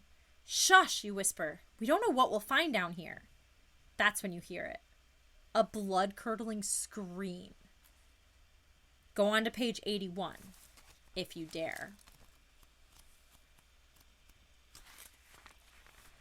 Chills run down your spine. That scream sounded as if someone was being tortured. The 3 of you stand perfectly still. Another loud, horrible howl screeches from somewhere above you. And then, silence. You don't like what you hear next. Footsteps. And they're headed your way. Should we go back? Joni squeaks. But you have no time to decide. A door opens at the other end of the steps, and a face appears in the doorway. A terrifying face. A face with slits where eyes, nose, and mouth should be. Long, black, stringy hair sticks out around the face and hangs down onto the creature's shoulders. You back up into Joni, who stumbles into Sid. Ouch! Get off, you hear behind you. No chance of escape that way. A large hand reaches out and grabs the front of your shirt. Help, you cry. Hurry, turn to page 44. Where did this come from? What is this? A chunk of the book just fell out in my hand.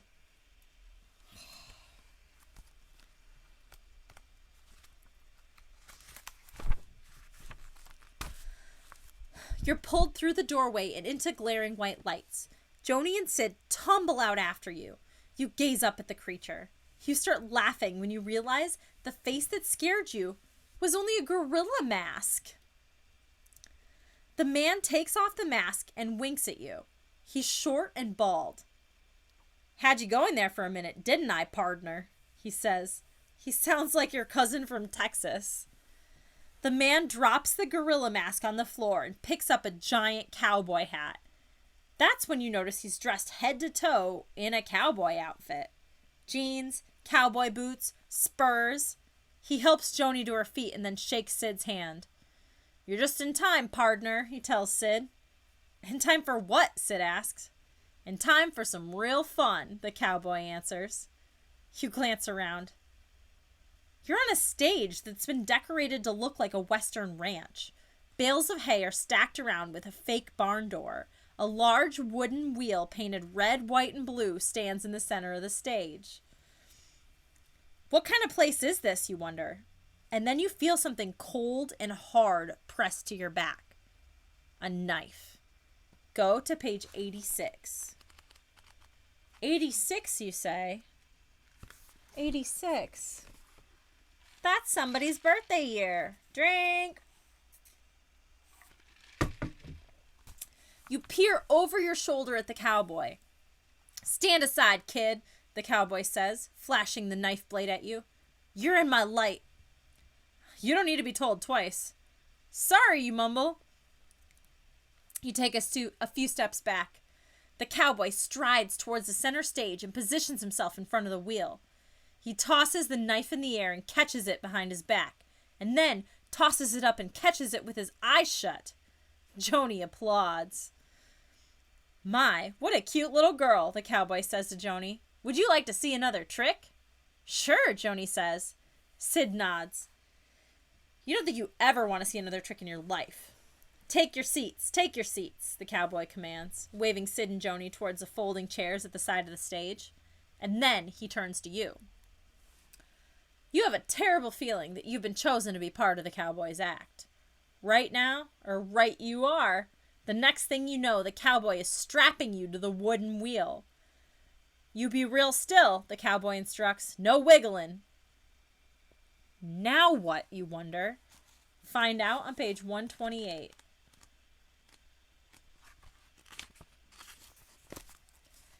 You watch the cowboy pick up 4 deadly-looking knives. Now you know you don't like this. Excuse me, you begin. But you're so frightened that you have trouble getting the words out. The cowboy doesn't hear you. He takes 3 knives in his left hand. The other knife he aims directly at your head. Thwang! The knife thuds into the wood next to your left ear. That was close. Thwang! A second knife cuts into the wood next to your right ear. That was even closer. Hey, wait a minute! Your voice comes out as a squeak. Thwang! The third knife thuds right above your head. And now, for the grand finale, the cowboy announces. I will spin the wheel. He strides towards you. Let me off this thing, you shout. But the cowboy ignores your protest. He smiles at you, grasps the side of the wheel, and gives it a sharp yank. Round and round you turn. The cowboy takes aim with the last knife. No, you wail. You can't look. You shut your eyes. Hold your breath until you get to page 35. You open your eyes and sneak another look at the cowboy. It's hard to see his face as you spin around and around. He seems to be concentrating very hard. Is this trick safe? Joni asks, her voice trembling. She sounds scared.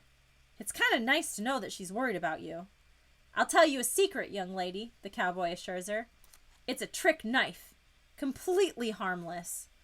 Cool, Sid says. He and Joni lean forward in their seats. Maybe the cowboy knows what he's doing, you think. You've seen this act in circuses before. You shut your eyes just before the cowboy throws his knife. Whoops! Wrong knife!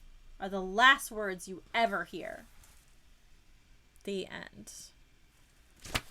Ooh. 14 endings only. I feel like we should be close to the end, but we're not quite there yet. There's at least 6 more endings, and the back of the book said that we would be in the Magician's Act and sliced to a million pieces, and that hasn't happened yet, so we got some stuff to do. Here, baby. Oh, I forgot this thing. You want to see a magic trick? It's not the thing where I put the pencil and slam your face into it, though. It's more like the woo, infinite things, I guess.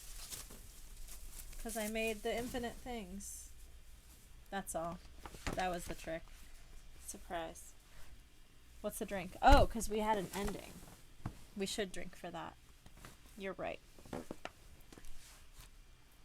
Oh, Binks found a string to chew on too, so she's enjoying it as well.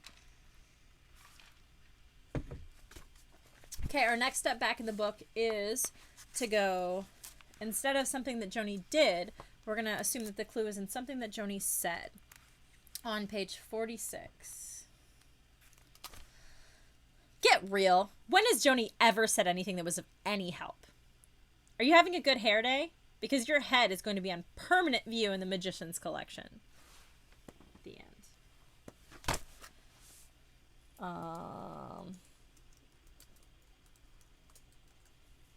I'm glad that you were so excited about my not trick, because it would have been way better if I just jammed them all into my sleeve and just been like, but I didn't do that. I just found them on the floor because I forgot that I had made them earlier today. Okay, next step back is we tried to find a way to escape instead of giving the magician his book back. We are going to give him the book back on 78 and see what goes that way.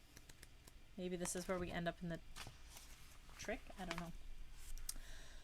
I think we better give the magician what he wants, you tell him. Joni and Sid nod. You sigh and walk over to the coffin. When you lift the lid, you discover the book has disappeared. It's gone, you shout. Joni and Sid rush over to the coffin, and they peer inside. Maybe there's a secret compartment, Sid suggests. You hear footsteps. They sound as if they're coming closer and closer. Do you think it's the magician? Joni whispers. I don't know, but I sure don't want to find out, you tell her. Let's hide in the coffin. What? Let's all 3 of us hide in this coffin. 1, where this book just disappeared. And 2, it's a coffin. Okay, whatever. Some people are ready to die. 103. You, Joni, and Sid climb into the empty coffin. The lid clicks shut above you, and the 3 of you are squashed together. Watch your elbow, Joni snaps. Hey, that was my eye, Sid complains. You get a mouthful of Joni's hair. You're starting to sweat. You feel as if you're going to suffocate. You have got to get some air. Okay, I thought that our friend was like hyperventilating from claustrophobia in like a small room, like nothing like being stuck inside a coffin with the 2 of us. You place your feet on one side of the coffin and push. You try to create some space between you, Joni, and Sid. Your shoulders press against the opposite side of the coffin, and you hear a loud click. What was? Swoosh! The bottom of the coffin pops open, and you are suddenly sliding down a metal chute. Faster and faster, tumbling over and over. The chute comes to a sudden end, and you crash land onto the hard floor. Joni and Sid hit the floor next to you. Look for the magic book, you say, jumping up. Joni spots the magic book lying on the floor by a tall wooden cabinet. Just as she reaches for it, a man steps out from behind the cabinet, and his foot lands squarely on the book. Turn to page 112. The man is tall and dressed in a sequined white suit. He wears a blue mask that covers half of his face. You can tell he has no idea he's standing on the magic book. You want to keep it that way. Welcome, welcome, welcome, the masked man says. Are you my new assistants? Why, yes we are, you say. You glance at Joni, and she gives you a little nod. Then you wink at Sid. He winks back. He understood your plan immediately. You approach the masked man and shake his hand, pulling him off of the book. Nice to meet you, you say, walking him towards Sid. You glance back to see Joni grab the magic book and slip it into her backpack. Oh, good, the masked man replies. I can never seem to keep assistants. Now come along. The masked man leads you over to a low table. You don't like what you see. On it is a long, gleaming sword with a very sharp saw. A long box lies on a table nearby. Which trick would you like to do? The masked man asks. The Cabinet of Swords, or would you rather be sawn in half? You don't like those options, but he's waiting, so choose. If you want to be sawn in half, then you'll choose option 1. Or, if you want to try your luck in the Cabinet of Swords, choose option 2. And the poll is open.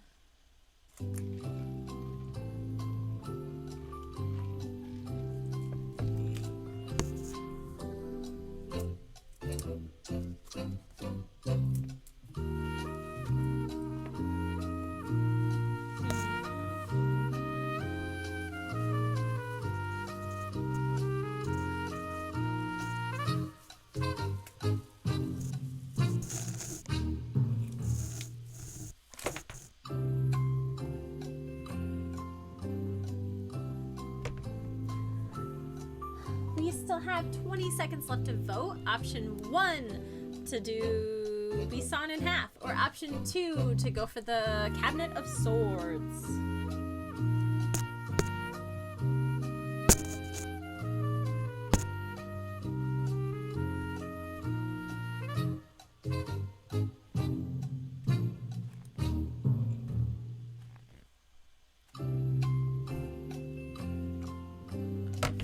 Okay, we have decided that the Cabinet of Swords is a better option for us. On page 55.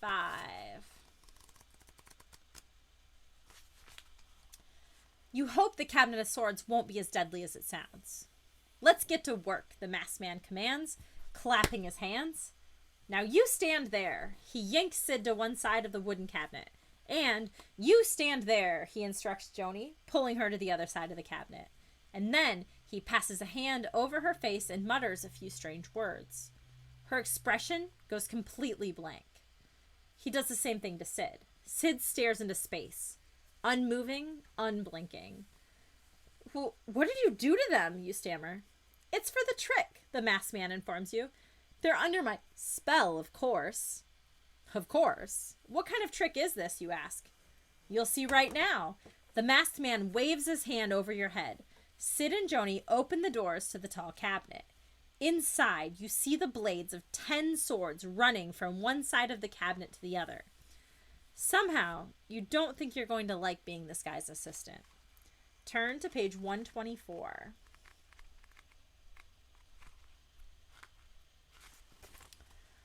You watch as Joni and Sid silently pull each sword from the cabinet. They place them on the low table with the other gleaming sword. When all 10 swords are removed, the masked man waves his hands again. He pronounces some more strange-sounding words. Sid and Joni push you into the cabinet, and you hear a lock snap shut. Silence and darkness surround you. This is worse than being squished in the coffin. At least there, you had Sid and Joni for company. And you weren't waiting to find out what those swords were going to be used for. You don't have to wait long. Something hard and cold slides in front of your ankles. You peek down. It's the long blade of a sword, and there are 10 more to go. Oh no, go to page 30. It's a trick, you tell yourself. But how does it work? A second sword pierces the cabinet.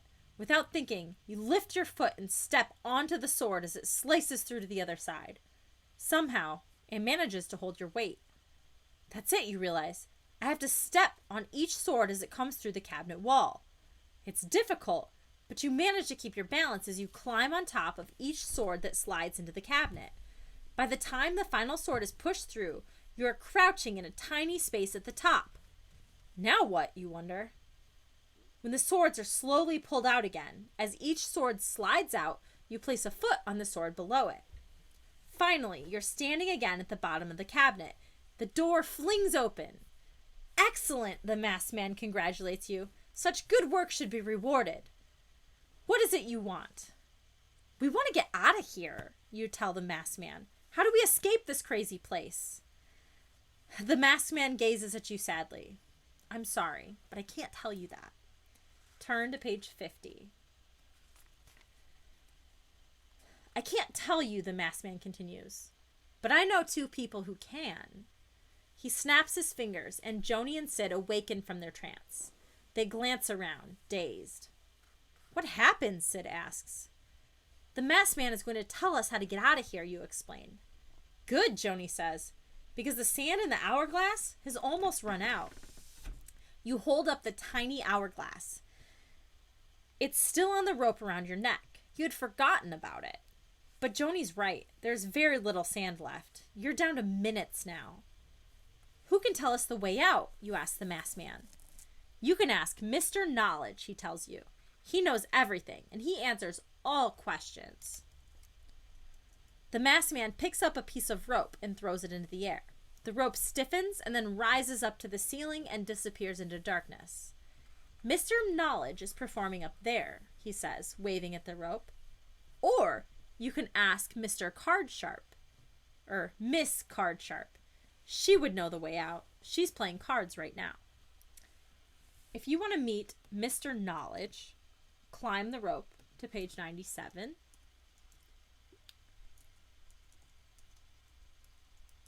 Or if you want to meet Miss Cardsharp,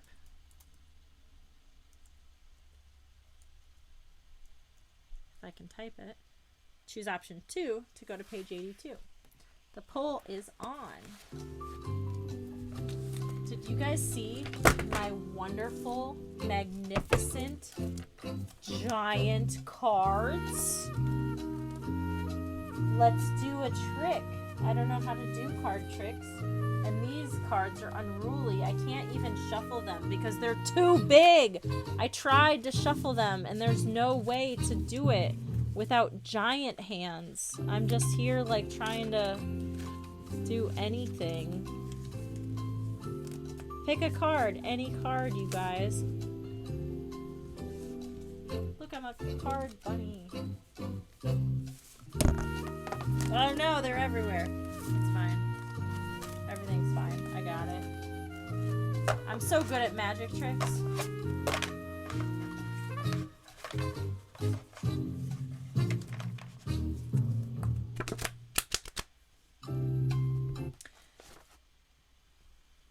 Okay. It says we have 7 viewers, and only 2 of you voted, so that's kind of lame. But the 2 of you both chose Miss Cardsharp.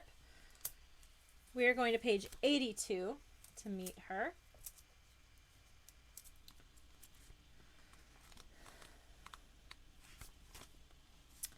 We choose Miss Cardsharp, you say enthusiastically.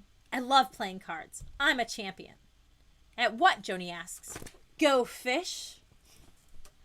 You ignore that remark. Good choice, the masked man tells you. If you win, Miss Cardsharp will tell you anything you want to know. Something occurs to you. What if I lose? You ask. Then you must do whatever the winner wants. His response. I'll just have to make sure I win, you tell yourself. Oh, because it's just that easy. The masked man knocks twice on the front of the sword cabinet. The door swings open. The masked man gestures for you to step inside. Joni and Sid climb in behind you. The door creaks shut, and the cabinet begins to spin round and round. You're getting very dizzy. Sid is looking pretty green. If the twirling doesn't stop soon, you're going to throw up. Turn to page 39. The cabinet stops. Whew. You don't think you could have taken any more. Your stomach settles down. Sid's face turns back to its normal color. That was fun, Joni exclaims. You glare at her. The door to the cabinet is flung open. A woman with frizzy blonde hair smiles at you. She wears a red striped shirt, a black vest, and a shiny black pants. She has a visitor sitting... She has a visor, not a visitor, sitting low on her forehead, and she shuffles a deck of cards. I hear you want to play little cards, she says. You've come to the right place. She talks so fast you can barely understand her. We are just about to start a new game. You, Joni, and Sid step out of the cupboard, and you find yourself in a small room with a large round table and 5 empty chairs. The table is covered in smooth green cloth. Red, yellow, and blue chips are piled on the edge of the table. You hear the rustling of the cards flying through Miss Cardsharp's fingers. Now, meet your opponents, Miss Cardsharp says. Turn to page 56. Meet Mr. Lucky Luck, Miss Cardsharp announces. A short man with bright red hair enters the room. He sits down at the table. He's wearing a shirt covered with 4-leaf clovers. Rabbit's feet hang from his belt, and there's a horseshoe around his neck.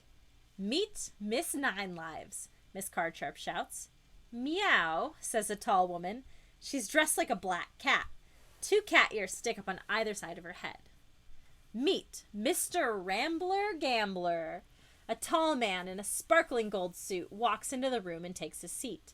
Diamonds sparkle on his fingers. Well, that's our little group, Miss Cardsharp says. Take a seat and let's the games begin. With that, all the other players sit down at the table. You glance over at Sid and Joni. They each give you a thumbs up sign. That makes you feel a little better. You pull out a chair and sit down. What shall we play? Mr. Lucky Luck asks. How about Kaboobie? I'm lucky at Kaboobie. Uh-oh. You've never heard of Kaboobie.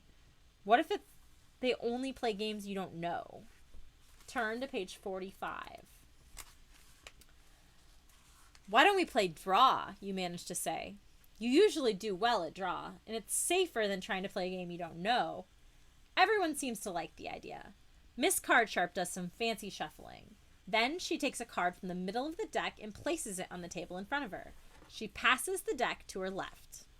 The deck of cards is passed around the table. Each person takes a card, puts it face down on the table, and then the deck of cards reaches you. With a trembling hand, you pull a card from the deck. You take a deep breath and cross your fingers for luck. What card did you draw? Find a deck of playing cards, shuffle them, and then, without looking, draw 1 card. Put the card face down in front of you. Then take a deep breath and turn to page 74. So my giant deck of cards here is missing a few because I put them up on the wall behind me because that was necessary for the decor today. I'm trying to shuffle these because there's no way to do it because they're gigantic. I doubt this will even make a difference, just like in the last book where like it was like, do this thing, and then it was like, it didn't even matter at all, and that was frustrating. Okay. So, I'm going to pick a card, any card. Oh, I shouldn't look at it. I'm going to hold them up so that only you can see them and I can't see them. Okay. So, I'm assuming you guys can see these cards because I cannot see them. And I am going to pick one from in the middle. This is the card that I'm picking. I don't know what it is. Okay. So, I don't need the rest of it. Okay, we're turning to page 74.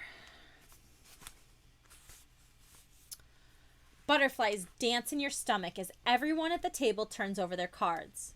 Miss Cardsharp turns over a 10 of clubs. Miss Nine Lives turns over a Jack of Hearts. Mr. Rambler Gambler turns over a King of Spades. Mr. Lucky Luck turns over a 5 of clubs. Your card is still face down on the table, and you're afraid to turn it over. Only an ace can beat the king.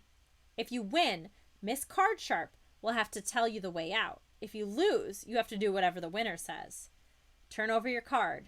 Is it an ace? Did you beat the King of Spades? It's not. We lose. Oh, I put at least one ace up here. Oh. Okay, we lost. We're going to page 63.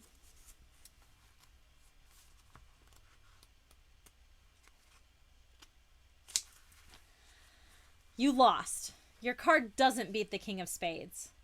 It's only a card game, you say, rising from the table. We'll find our own way out of here. Not so fast, Mr. Rambler Gambler says sharply. You have to do what I tell you. That was the rule. That's why we allowed you into the game. You sit down. You won't go back on a promise. Mr. Rambler Gambler leaves the room. When he comes back in, he's carrying a rhinestone suit in a paper bag. This is my favorite suit, Mr. Rambler Gambler tells you. Each and every one of these little rhinestones here needs to be polished. But don't worry, he adds. Your pals can help you. He empties the paper bag onto the floor. 3 baby-sized toothbrushes and a bottle of pink liquid roll out. I suggest you get started, Mr. Rambler Gambler says, handing you the suit. You gaze down into your hands. There must be 4,000 rhinestones sewn into it. The grains of sand in the hourglass are going to run out long before you're finished cleaning the suit. You start cleaning. You almost wish the magician would hurry up and find you. At least that way, you'll come to a less boring end. 16 endings.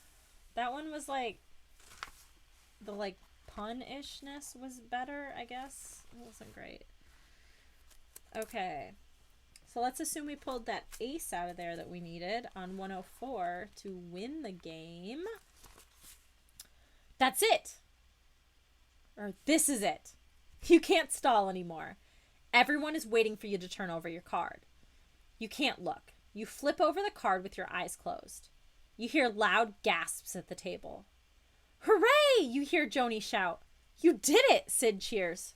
You did it? Your eyes open wide. You look down at the card in front of you. It's an ace. You won. Yes, you cry. You jump up from your seat. Joni and Sid throw their arms around you. The 3 of you jump up and down. I did it! I did it, you chant. No one at the table is moving. Big deal, Miss Cardsharp says flatly. We're playing 500 card draw. You have to do it 499 more times. The end. WTF, you guys. What is this book? This book sucks.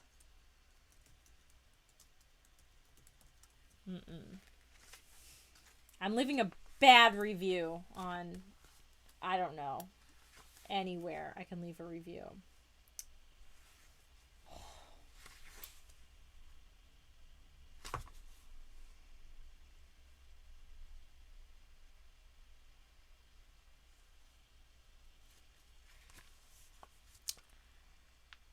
Okay, so we did the Miss Cardsharp. So now we are doing the Mr. Knowledge on page 97. You decide to ask Mr. Knowledge the way out. But first you have to climb up the rope. You want to climb up that rope? Sid asks. No way. I'm the one who gets picked last in gym for every team. Come on, you say. At least you can try. Joni and I'll help you. I'll give you a boost up on my shoulders. It's easy, Joni assured Sid. She scrambles up the rope and disappears into the darkness. This doesn't seem to make Sid feel any better. You kneel down and let Sid stand on your shoulders. Slowly you stand up. Your knees wobble. No more Super Sundays for you, Sid, you gasp. You weigh a ton. That's right, Sid says. Tease me about my weight. Aw, forget it, you say. Just climb. Sid manages to put one hand over the other and climbs up the rope. As soon as he lifts off your shoulders, you scurry up behind him. You can do it, Sid, you encourage him. But can he? Turn to page 43.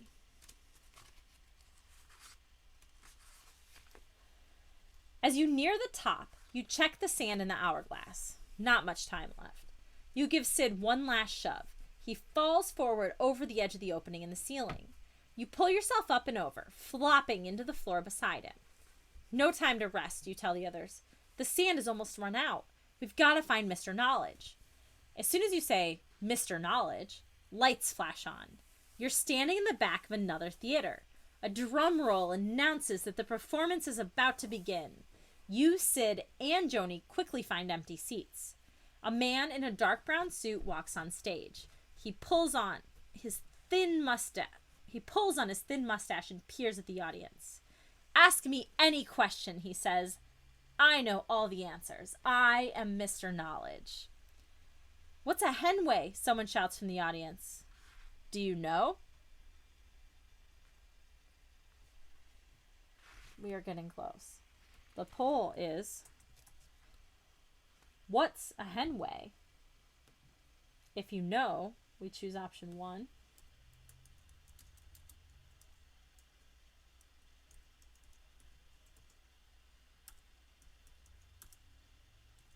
Do you know what a hen weigh is? Option 1 is yes. Option 2 is no.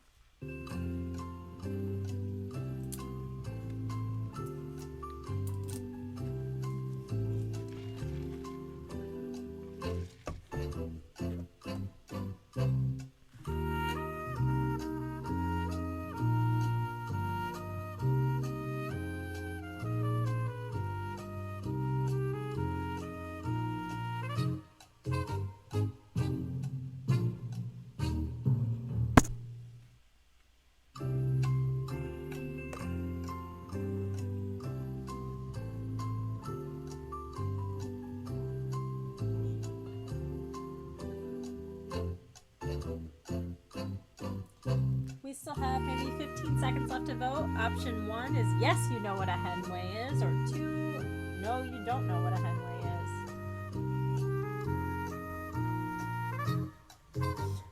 is. Yeah, I mean, there's still 7 viewers. I don't know why no one else is voting. Yeah, I have no idea what a hen weigh is. I've never heard that word before. So we're going to page 38. What's a hen weigh? You have no idea. Mr. Knowledge must be very smart. You guys. A hen weighs about 6 pounds, Mr. Knowledge says. This is where we hang up the book and just go home. We just go home now. This is over.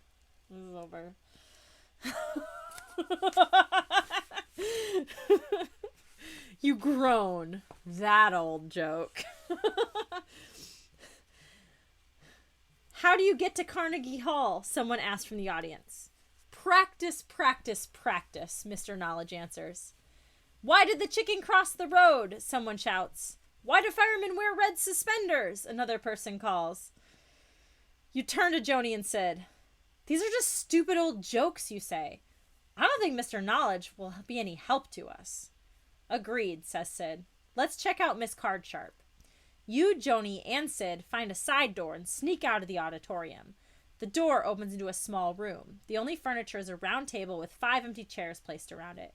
A woman with frizzy blonde hair stands in front of the table shuffling cards. I'm Miss Cardsharp, she greets you. We've been waiting for you. Time to meet your fellow players. Turn to page 56.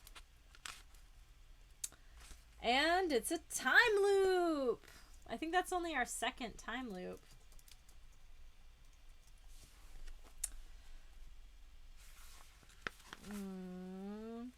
Okay. We're going... What happens if we know what a hen weigh is? Do you know? What's a hen weigh? Do you know? On 26.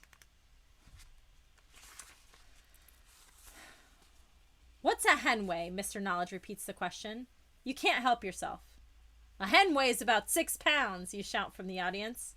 You love these old jokes. Mr. Knowledge gazes out from the audience. Very good. I lost it. My young friend. You may ask the next question. You know exactly what to ask. How do we escape from here? Mr. Knowledge looks startled. That is an interesting question. It requires an interesting answer. Please join me on stage. You, Joni, and Sid race up on stage. When you're standing beside Mr. Knowledge, you're amazed to see that the entire audience has vanished. The answer to your question is in the red ball. Mr. Knowledge explains. He puts a small red ball from his pocket and places it on the table in front of him. From a drawer in the table, he produces 3 small cups. He puts them in a row. 1 cup on the right, one cup in the middle and one cup on the left. Mr. Knowledge takes the red ball and places it under the middle cup. Now what? Find out on page 87. Finally, 87 being my birth year. Cheers. Mr. Knowledge begins to move the cups around on the table. He starts slowly at first, and then his hands move faster and faster.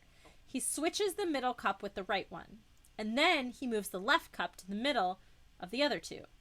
The cup now on the left and the cup now on the right are swapped. You're getting dizzy watching his hands move. Where is the red ball? Mr. Knowledge asks. If you answer correctly, I will tell you what you want to know. If you think the ball is under the cup on the right, we'll choose option 1. If you think the ball is under the middle cup, we'll choose option 2.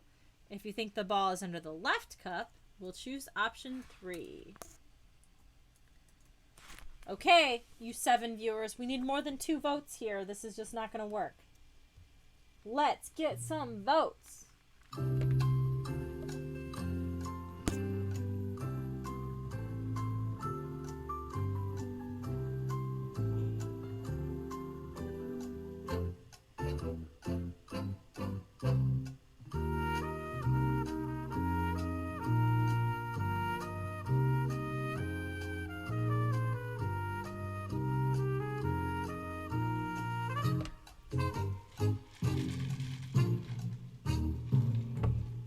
We are about halfway done with the voting. I have 2 votes in so far. Is anybody else going to join us in the voting? Do some more magic. Did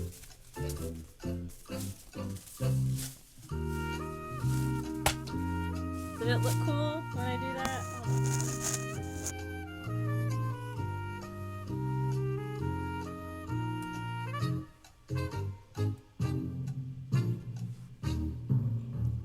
Okay, we got 3 votes this time. 2 people voted for the middle, so we are going to page 15.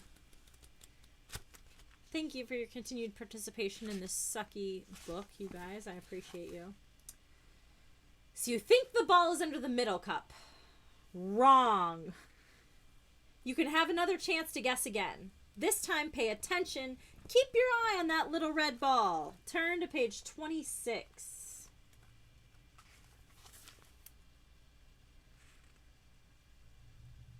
And then that's the time loops, I guess. So I guess it counts. 3 time loops. So we got to do it again. We did get 1 vote for the right cup though. So we will choose the right cup next. On page 85. You're totally confused. It's up to you, Sid, you say. I have no idea. The red ball is under the right cup, Sid insists. You look at Mr. Knowledge's face, hoping his expression will give something away, but his face remains blank. All right, you say. We'll go with the cup on the right. Mr. Knowledge rests his fingers lightly on the right-hand cup. He's about to lift it up when he turns to you. Are you sure? He asks quietly.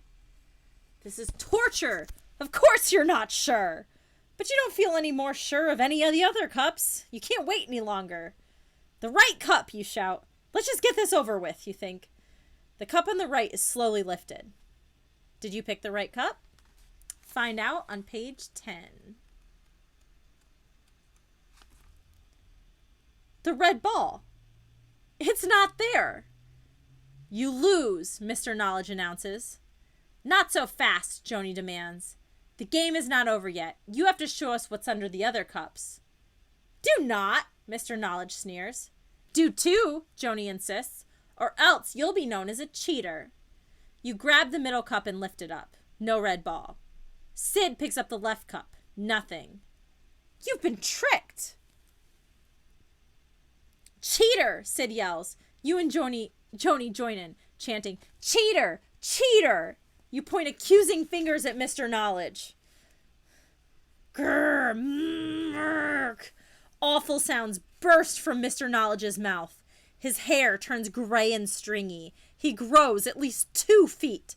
His face swells up into a puffy mask with yellow slime running out of his eyes and nose. He reaches out with one enormous monster hand and grabs Joni. Appetizer, he grunts. Before Joni can scream, he pops her into his mouth. Main course, the monster booms, grabbing Sid. He eats Sid in one bite.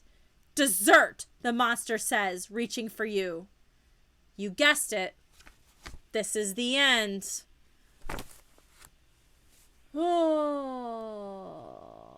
Oh, I'm glad. Hello, Drew. I'm glad that you didn't remember that this is tonight, because this is the worst book in the history of mankind. It's not good. It's not going good. It's not going good. This was our 18th ending. And nobody likes this book. It sucks, but we started it, so we're finishing it. I don't know, man.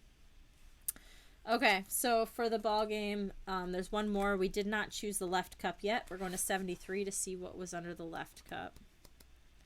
Yeah, it's just like, oh, he's just going to eat us. Okay, whatever. You picked on the cup on the left. The 3 of you hold your breath, waiting to see if you're correct. So much is riding on your choice. It's your only hope of escape. Mr. Knowledge lifts up the cup on the right. No red ball. So far, you're good. I will give you a chance to change your mind, Mr. Knowledge offers. He places his hand on the left cup, and you stare at it. Is the red ball under there? If you want to change your mind for the middle cup, you go to 85. If you think you should stay with the left cup, then you turn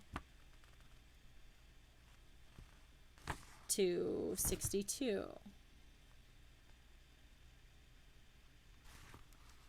Wait. It's funny because this page says, if you want to change your mind for the middle cup, go to 85. But when you go to 85, it's like you choose the right cup. So I don't know. So that's another time loop, I guess. Kind of. I don't know. All of the time loops are like half time loops. I don't know. Okay, so you think you should stay with the left cup. Turn to page 62. You, Sid, and Joni all have your eyes glued on the cup on the left. You hold your breath as Mr. Knowledge slowly, so slowly, lifts up the left cup. The red ball rolls out. We win, you cheer. You, Sid, and Joni slap high fives. Now, Mr. Knowledge, how do we get out of here? The answer is in the red ball. He hands the small ball to you. Throw it against the wall, and your answer will be revealed. You hurl the ball against the wall. On impact, the ball splatters into red paint. The paint runs in all directions until it makes a doorway. You glance down at the hourglass. Oh no, there are just a few grains of sand left. Run for the door, you shout, pushing Sid and Joni forward. We're almost out of time. The 3 of you jump through the red doorway, and you find yourself back inside the magic shop. We did it, Sid cheers. We're back in the mall. And then you hear it. Ha ha ha ha ha ha. Turn to page 11. The horrible laughter fills up your ears. The rotting smell fills your nose. And then, there he is in front of you. The magician. There's no escape, he sneers. He grabs the hourglass around your neck and pulls hard. The cord snaps. There's a few more grains of sand left, he says, holding up the hourglass for you to see. Then I'll have 3 new heads for my collection. The magician waves his hand. The wooden cabinet appears. He snaps his fingers. The doors fly open. The terrible shrunken heads stare out at you. The chubby one will go first, the magician says. You hear a clanking of metal wheels. You gasp. A real guillotine rolls into the middle of the room. Go to page 80. You stare at the glistening blade of the guillotine. You can't tear your eyes away. And then you notice Sid. He's taking strange, stiff steps towards the terrible machine. Sid, you cry. What are you doing? You rush over and grab his arm, but he doesn't stop. You whirl around and glare at the magician. Stop laughing, you scream. What did you do to him? You see Joni trembling in the corner. He is in my power, the magician boasts. There's nothing you can do. You shake Sid hard. He looks like a zombie. His eyes are glassy, and he has the same blank expression on his face as those gruesome heads staring at you from the cabinet. The trance must have made Sid stronger. He easily shakes you off. He lies down and places his head under the terrible blade. No, Sid, no! You glance at the hourglass dangling from the magician's hand. Only 5 grains left. Time is running out. You've got to do something. You can't stand here and watch your best friend get his head chopped off. But what? Turn to page 95 before it's too late. We'll give you the book, you shout. Just stop the hourglass and release Sid. The magician turns the hourglass on its side. He places it on the floor. You're relieved to see the grains of sand stop throwing through the narrow opening. You can't, Joni shrieks at you. You can't give him back the book. He's evil, and he'll use it to do evil magic. You ignore what she says. You pull her back off of her shoulders, or backpack off of her shoulders. The buckles open under your fingers, and you grab the book. Bring it here, the magician commands. I can't watch you do this, Joni says. She sits by her bag and turns her back to you. You clutch the book close to your chest with both hands. You take teeny, tiny baby steps across the room. Quit stalling, the magician demands. You cross the room and stand in front of the evil man. The magician snatches the book from your hands. A big smirk appears on his face. But soon, it turns into a grimace. Bad Hair Day? The magician sputters, reading the title of the book aloud. That's hair, like me, H-A-R-E. Turn to page 119. This is not my book, the magician thunders. Now, you shout to Joni. She jumps to her feet. In her hand is the real magic book. Joni has been waiting for your signal. While you were stalling, she was searching for a magic spell that might help you. No pra it pas la nuke, Joni pronounces. Huh, you say? You doubt the nonsense she just read will stop the magician. No, the magician roars. His hands fly up as he tries to cover his ears. Joni repeats the strange words. Amazing. The spell seems to be working. No, the magician wails again. He wraps himself entirely in his cape, as if he hopes it'll block out the sound of the spell. He is completely hidden inside it, and then the cape drops silently to the floor. The magician has vanished. Did the spell work? That depends. Is today your lucky day? The magic book says Monday, Wednesday, and Friday are lucky days. If you're reading this on a Monday, Wednesday, Friday, turn to page 134. If you're reading this on a Tuesday, Thursday, Saturday, Sunday, turn to page 24. So we are going to 134.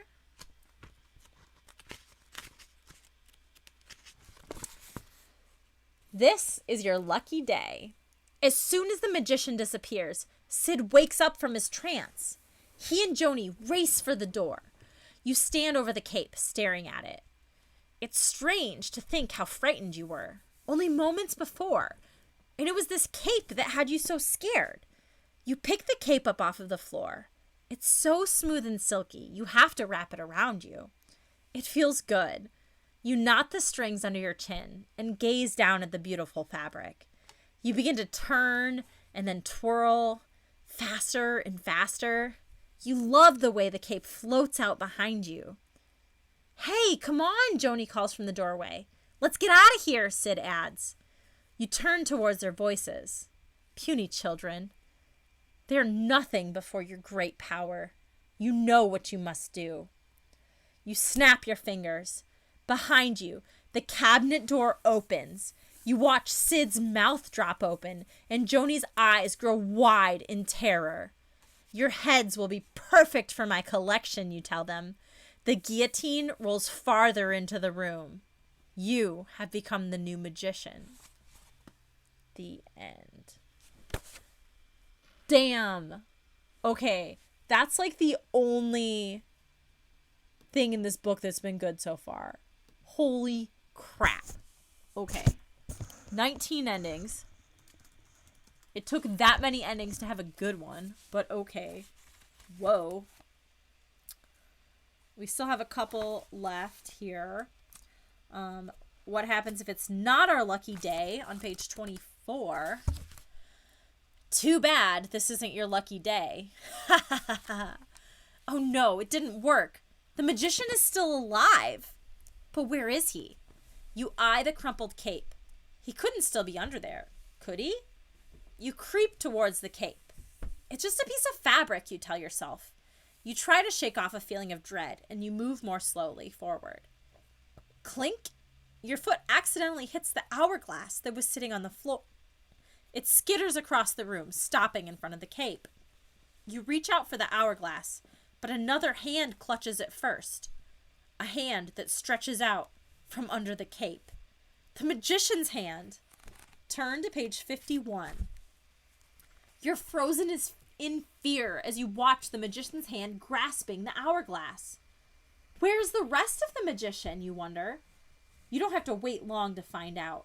The cape rises, rises, rises until it towers over you. The silky fabric slips to the floor. The magician stands before you, one hand holding the hourglass. His other hand shoots out and grabs you by the throat. You try to scream, but the words are choked off. The magician's fingers squeeze tighter and tighter. The hourglass dangles in front of your eyes. 2 grains of sand left, and then it will be all over for everyone. You must stop those grains. Your only hope of defeating the magician. You struggle for air and reach for the hourglass. You miss. Your lungs are burning. You're about to pass out, and you have one more chance. You lunge for the hourglass. Do you grab it? You let your finger land on one of the numbers, and then go to that page. We're going to just do a poll, because I don't have a good way to do this. Are we going to page 77 or page 88? Everybody vote. 1 minute to vote. It's 11:12. We're so close to the end of this book. Please help me finish this book. Please help me finish this book. I just want to be done.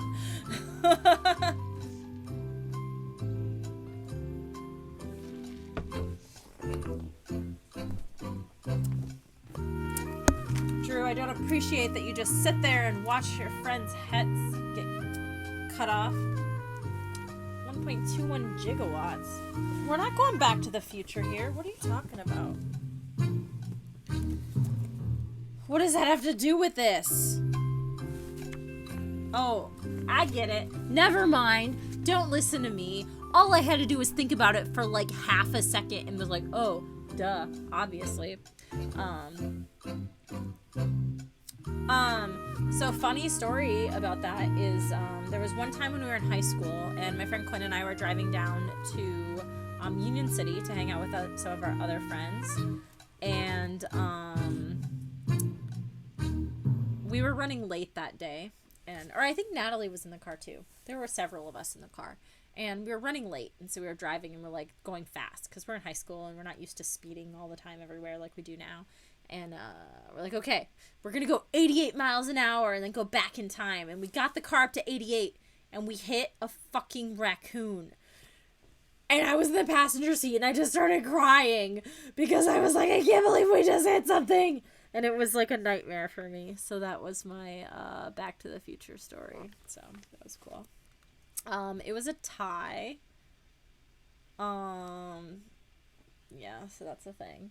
My other story is every day as I drive to work, I pretty much just go like 88 miles an hour all the way to work. So it's better now. It's fine.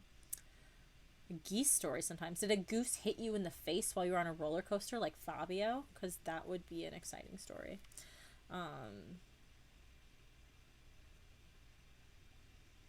I was born in 87, so 88 and 77 don't have like a particular relevance to me. But I gotta tie break it. Okay, I'm gonna start flipping through this deck of cards, and the first one that comes up that's an 8 or a 7 is gonna be the one we do. That's a 2. That's not a 2. That's an 8. We're going to 88. That's it. Okay, we decided. It's 88.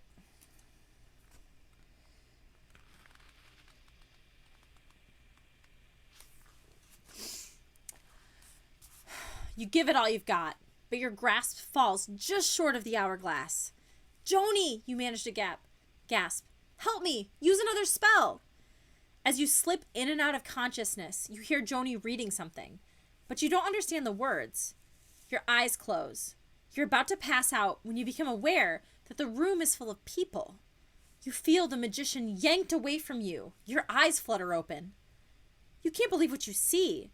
The magician is being stuffed into the cabinet by dozens of attackers. Attackers who look exactly like you. Joni, you shout, what did you do? She bites her lip. I thought it would be a good spell. She holds the page out for you to read. Multiply your strength. It looks as if the magician has been defeated. As soon as the cabinet door clicks into place, it disappears in a puff of smoke. The other yous turn and gaze at you expectantly. It's a very weird feeling to be stared at by dozens of faces identical to your own. What are you going to do with them? Great, Joni mumbles, as if one of you wasn't too many. The end. This is 20 endings. We are closing in on the end, hopefully. Let's see what happens when we go to 77 instead. You give it everything you've got. You stretch your arm out so far it starts to cramp. And then, using every ounce of strength you have left, you lunge for the hourglass. You've got it. Every muscle strains as you lift the cord and place it around the magician's neck. The hourglass dangles under his chin. You're not too late. You watch the last piece of sand drop into the bottom of the hourglass. The magician's face begins to change in front of your eyes. His eyes turn up into his skull. The skin on his face bubbles like oatmeal. You realize that the hand at your throat has relaxed its grip.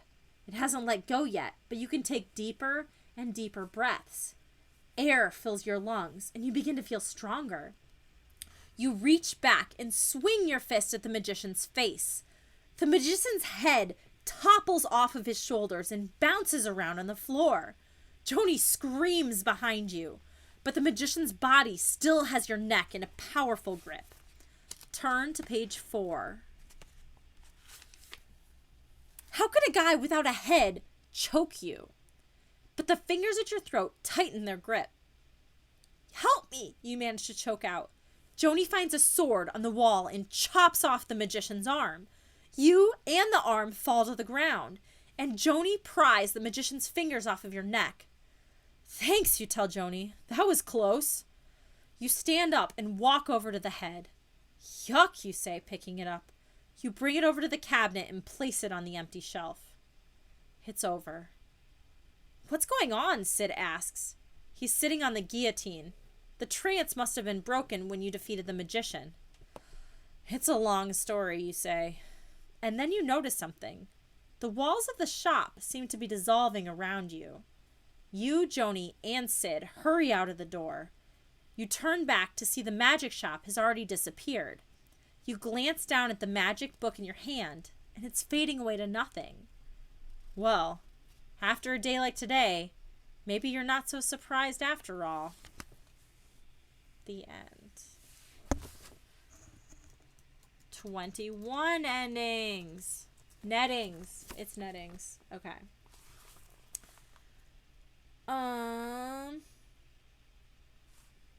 You guys. I feel like there might still be a lot of this book left. I hope it's not. Okay. So now we're back to the man in the blue mask, and he asked if we wanted to be cut in half or do the Cabinet of Swords, and we went the Cabinet of Swords. So now we're going to ask to be cut in half on page 49. Hopefully that's like instant death and we can just be done with this, because this book is not good. I'll do the saw in half trick, you say. At least you've seen this trick before. You know what a Cabinet of Swords... Who knows what a Cabinet of Swords is? Excellent, the masked man claps his hands. The table with the long box on it rolls towards you. Taking your hand, the masked man helps you climb into the box. You lie down in the hard wooden box. Your head sticks out one end. So what do? You ask. You gaze up at the masked man. He looks awfully nervous. Leave it all to me, he tells you. He ties a blindfold over your eyes and plunks the lid onto the box. If I can just remember what I'm supposed to do, you hear the masked man mutter. You don't like the sound of that. Hey, you shout. You pound on the lid. I changed my mind. I want to do the other trick. But no one answers. You listen hard, trying to figure out what's going on. And then you hear the sharp teeth of a large saw slicing through the lid of the box. Turn to page 135. 135 is the last page of the book, y'all. Cheers. You pound harder on the box. Help, you shout. Get me out of here. The teeth of the saw slice back and forth, inches from your stomach. You can't take it anymore. You pass out. When you open your eyes, you're still in the box. Your blindfold is off, and you touch your stomach. Still in one piece. And there isn't any blood or pain, just an odd tickling sensation. I guess it really was just a trick, you tell yourself. You can hear applause. That was a great trick, you hear Joni say. Really cool, comes Sid's voice. The lid is lifted, and the masked man peers down at you. All right in there, he asks. You bet. You climb out of the box and immediately fall over. What's wrong? Find out on page 21. 21 is my birthday. Cheers. And maybe someone else's birthday. I don't think our other friend Hess is here tonight, but... What's wrong with me, you ask? You try to stand up, but your muscles don't seem to be working. You hear a gasp. Sid and Joni rush towards you. The masked man holds out a hand and helps you to your feet. You glance down, and your mouth drops open in horror. Your feet! Your feet are on backwards! You turn to the masked man. What did you do to me, you demand? The trick was going so well, he explained. I sawed you in half without a problem. But then... He shrugs his shoulders. Sid and Joni crowd around you. You have to fix this, Sid shouts. Joni gazes at your backwards bottom half in awe. I can try, the masked man says. He picks up the saw. No way, you yell. Who knows what kind of mistake you'll make next time? Well, Joni says, Mom always complains that you don't know if you're coming or going. Now you have an excuse. The end. 22 endings. We're almost to the end. Don't forget we're doing the blind bag choice for the next book after this is over. Okay. Oh, that tab we already did. The coffin, the fishbowl, and the birdcage. Now we are back to the last choice in the book. This was the if you can juggle. Oh, I believed you all could juggle. I didn't believe it, but you said you could. We're going to 28. Because none of us can juggle. I don't believe you. You can't juggle? That's okay. Not too many people can. It's really hard. But this is a story about magic. So now, presto, you can magically juggle. Turn to page 17. And that's another time loop. So that was the end of the book. We did it. It's not even 11:30 yet. And there was 5 time loops with 22 endings.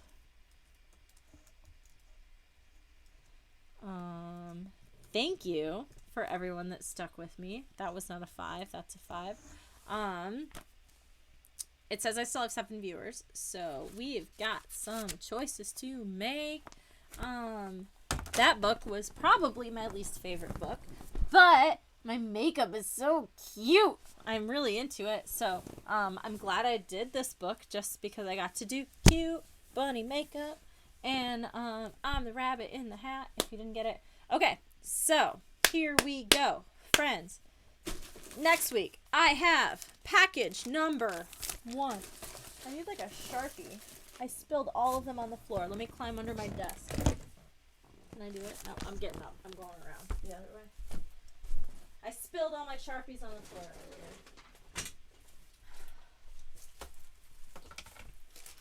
earlier. Okay, here we go. Here we go. So, this is package number 1. Book 1. Okay. This is package number 2/3 because there's 2 books in here. The top book on this side will be 2. The bottom one will be 3. And package 4/5. Okay. Here is the vote. Which book are we going to do next week? Book 1, book 2, book 3, book 4, book 5.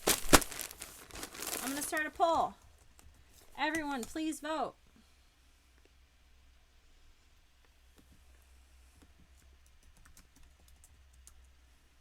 One, 2, 3, 4, 5. I'm going to give 3 minutes to vote. We're just going to play this Jeopardy theme song on repeat while all 9 viewers vote. I believe we just completed book number 29 of the series. So the next book we read will be book 30, which is a lot of books, you guys. We've read so many books. I haven't opened these other bags of books, so I honestly don't remember what I ordered. I don't know what's in here. So I need your help voting on which book we're going to read next. Are we going to read book number 1? Book number 2 or 3? 2 being the front one, 3 being the back one. Or book 4 or 5? 4 on the front, 5 on the back. Secret Agent Grandma again. Oh my gosh. So I was kind of thinking because I try to upload all of these streams to YouTube after I am done with them, and there are definitely some that I've missed because I only have about maybe 24 or 22 on YouTube. So I've definitely missed some. So once we finish the entire series, I figure I'll go back and redo some of the earlier ones, and any ones that I missed. So someday, Aiko, we will reread Secret Agent Grandma, and you will get to be there for it. Because that also was a solid book, and I'd totally read it again. This is not a solid book, and we will not be rereading this one. That's not going to be part of the series.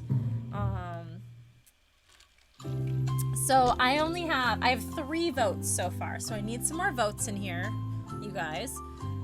We still have a little over a minute left to vote.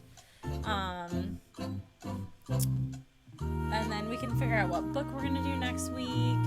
And then we can be on our merry ways for tonight. It's Friday night. Do your Friday night stuff. It's almost Saturday morning. I still only have 3 votes.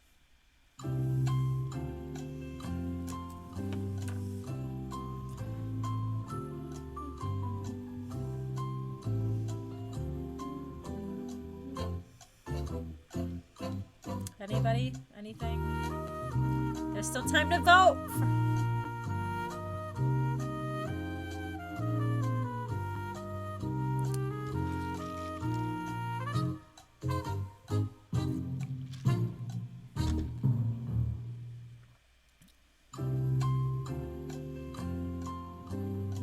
There's still a small amount of time left. Please vote.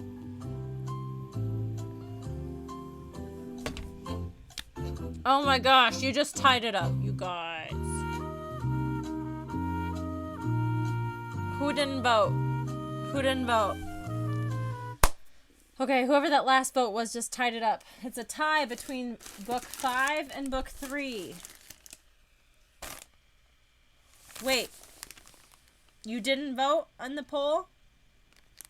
Ashley? Please confirm with me that you didn't vote and you wanted to vote for book 3.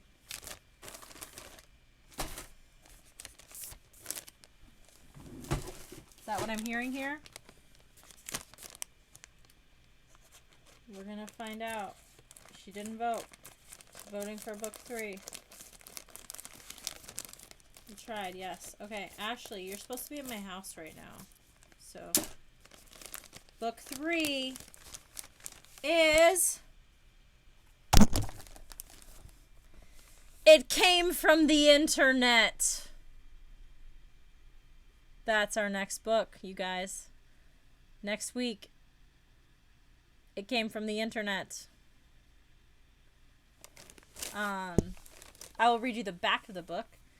A creepy computer message just flashed onto your screen.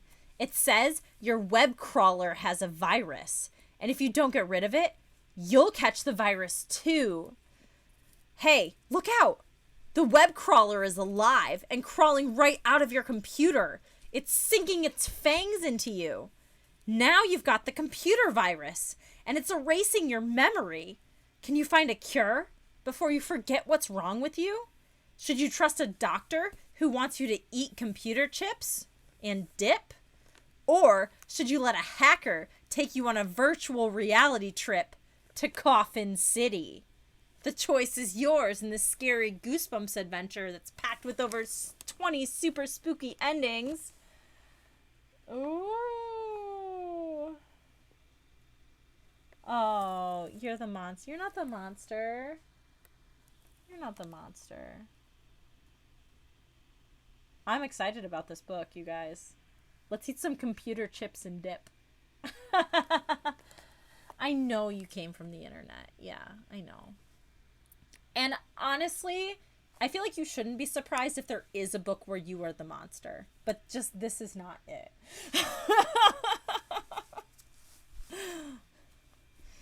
Okay, I don't know what else is in this, but I'm just gonna tape it back up or something so that I don't know what's in it for later either. And then we'll do this again next time. I kind of like this like blind bag thing. I like the like exciting reveal of not knowing what's next. So I'm taping it up. Whatever's in this book or whatever's in this bag, that's sealed for next time.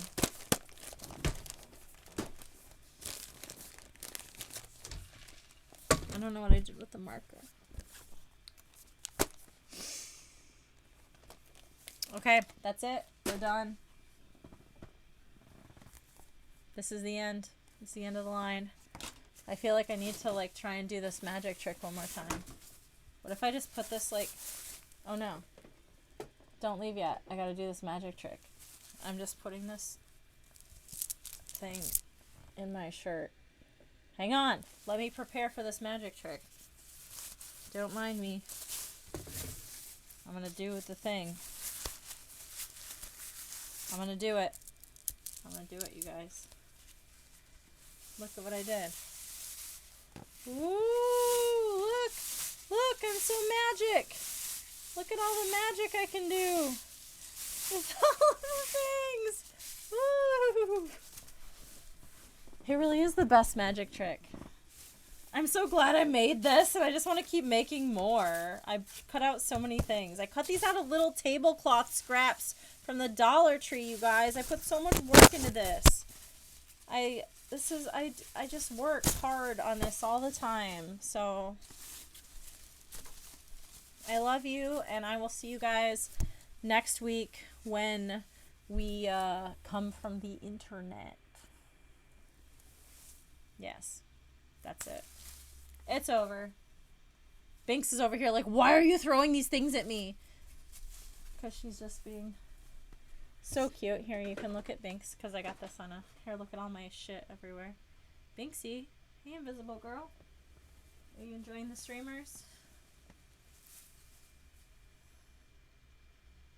You think she's enjoying it, everyone? I think she likes it.